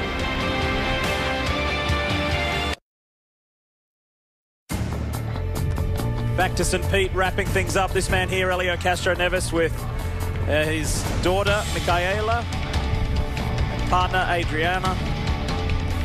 He was going for 4 wins, but he couldn't quite get there. And James Hinchcliffe, achieving his first IndyCar Series victory. We know that some of you have turned on to watch F1. That is coming up as soon as we are finished. Here to Brian. Helio Castroneves standing here, and I can tell he's tired, but there's a little bit of dejection on your face as well. You just said, if you had told me on Friday we would have finished second, I would have gone for it, but I think you thought you had a better car than that when you got to the race time. Absolutely. I mean, Hitachi car was just awesome. Everything was so good. Team did a hell of a job. Jonathan, John, especially Roger, first race with me. Not bad for second place, but feel terrible for just a small mistake. And no pun intended, I mean, Hinch was really good towards the end. He was pushing very, very hard. I was pushing him on the reds, and hell of a job for him. But this second place feels a little bit better. And what a great way to start the season, as competitive as the entire series is. When you look back through your career, I'm sure you can remember other times that it was competitive, but this has got to give you, looking forward, you got to think, hey, I've got my work cut out for me. Oh, no question about it. I'm happy inside. Obviously, but when you have a car like that, sometimes you can't miss opportunities like that because the series is so competitive. Qualifying, we made a little mistake, ended up putting us in 5th place. So I said, that's it. Now we just got to keep going. And unfortunately, another one. But we just got to keep pushing. And like you said, for championship, great points. And a long way to go. Let's head to Kevin. Perfect timing. The race is over. The raindrops are just starting to fall. Tony, you promised me before the race that you're going to make up what you thought you should have had in qualifying. Took you 4 laps to get those 4 spots back. Yeah, I promised you on the start, so I was. I can tell you next time I'll try to keep my promise a little longer. But no, what a great race, great battle with Marco. Extremely happy about the KV racing team. I think 4th and 5th felt so bad for Simona towards the end. I mean, it was going to be her first podium, and I'm actually glad that I wasn't the one that didn't spoil it for her. But, we had a solid car and a little bit of mishap on the pit stop. The car actually died on me, so we lost a few positions. I think we could have finished on the podium if I hadn't lost those 3 positions on the last stop. But great race, and, let's move forward. Good result for Tony Kanaan. He finishes 4th here today. Jan? with a very frustrated Willpower. You've got to be thinking, man, what do I got to do to catch a break? Let's, I guess, go chronologically. It was going great until a restart with Elio. What happened there? Well, yeah, the restart, Elio just took off second place. I keep talking to Bo about it, saying, what are we going to do about second place just taking off? You know, he lost me a championship last year when he allowed Hunter Ray to do it, but he just keeps allowing people to do it. So I kind of started doing it myself there when I was starting in second. But and then, yeah, JR ran over the back of me there. That kind of ruined our day. Here's some of the footage of that from Simona Di Silvestro. Now, he did come to talk to you moments ago? Yeah, he said, I mean, he was just looking down his steering wheel and, you know, it's just a mistake, man. You know, it just happens. And, whoa, yeah, it would be bad if he was going any faster. It still seems as though he can run up on the back wheels, but at least everyone's okay. And 16th here, not a good day, but keep fighting on. How do you get yourself motivated? I know that you wanted to just kind of put things behind you here and have something go your way. You just keep pressing on? Yeah, I would love to have a race go my way. I can't actually think of the last time that happened. That might be Brazil last year. Might be the last time I actually had a race go my way. So, yeah, I would love to have a good day. Well, we appreciate your speed and your honesty. Thanks. Thank you. Yeah, it was a tough day for several of the big names. Power 16th, Ryan Hunter-Ray 18th, and Simon Pagenaud, last year's Rookie of the Year, 24th. But it was a magical day for James Hinchcliffe. We'll be back to wrap things up. See you in a moment.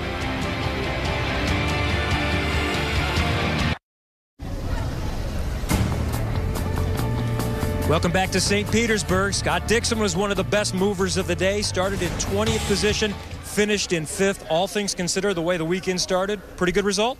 Yeah, good. Good for the Team Target. They were fantastic on pit stops there. We gained a lot. Bummer at the end, man. We lost a wastegate, which you only had half boost, so that's why we sucked on the restart. It just took forever to build the boost, and we really got slowing down on the straights. So I was hoping that we would have had a good go at the podium there, and I think the car definitely had the speed hadn't we broken the wastegate there. But all in all, from 20th to 5th, pretty happy, and I got to hand it to Hinchcliffe. Job well done. Good run today. We'll see you in Birmingham. Scott Dixon, Lee. Yeah, that's a feeling, Kevin, that'll be reverberating right throughout the paddock. That is positivity and congratulatory messages to James Hinchcliffe. Guys, as we roll through the results, Wally, start with you. Final thoughts. I think this is going to be a great season for the IndyCars. I mean, like I said, we've seen a lot of different faces up front, a lot of strong competition, and it's great to see a guy like James Hinchcliffe get his first win.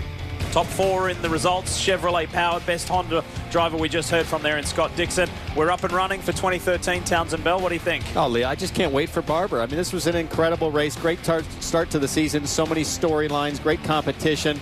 It's going to be a barn burner. Quick reminder that Formula One from Malaysia is coming up next. The IZOD IndyCar Series continues on the NBC Sports Network in 2 weeks' time, Sunday, April 7th at 3 o'clock Eastern for the Honda Indy Grand Prix of Alabama. For more information on the IZOD IndyCar Series, log on to NBCSports.com.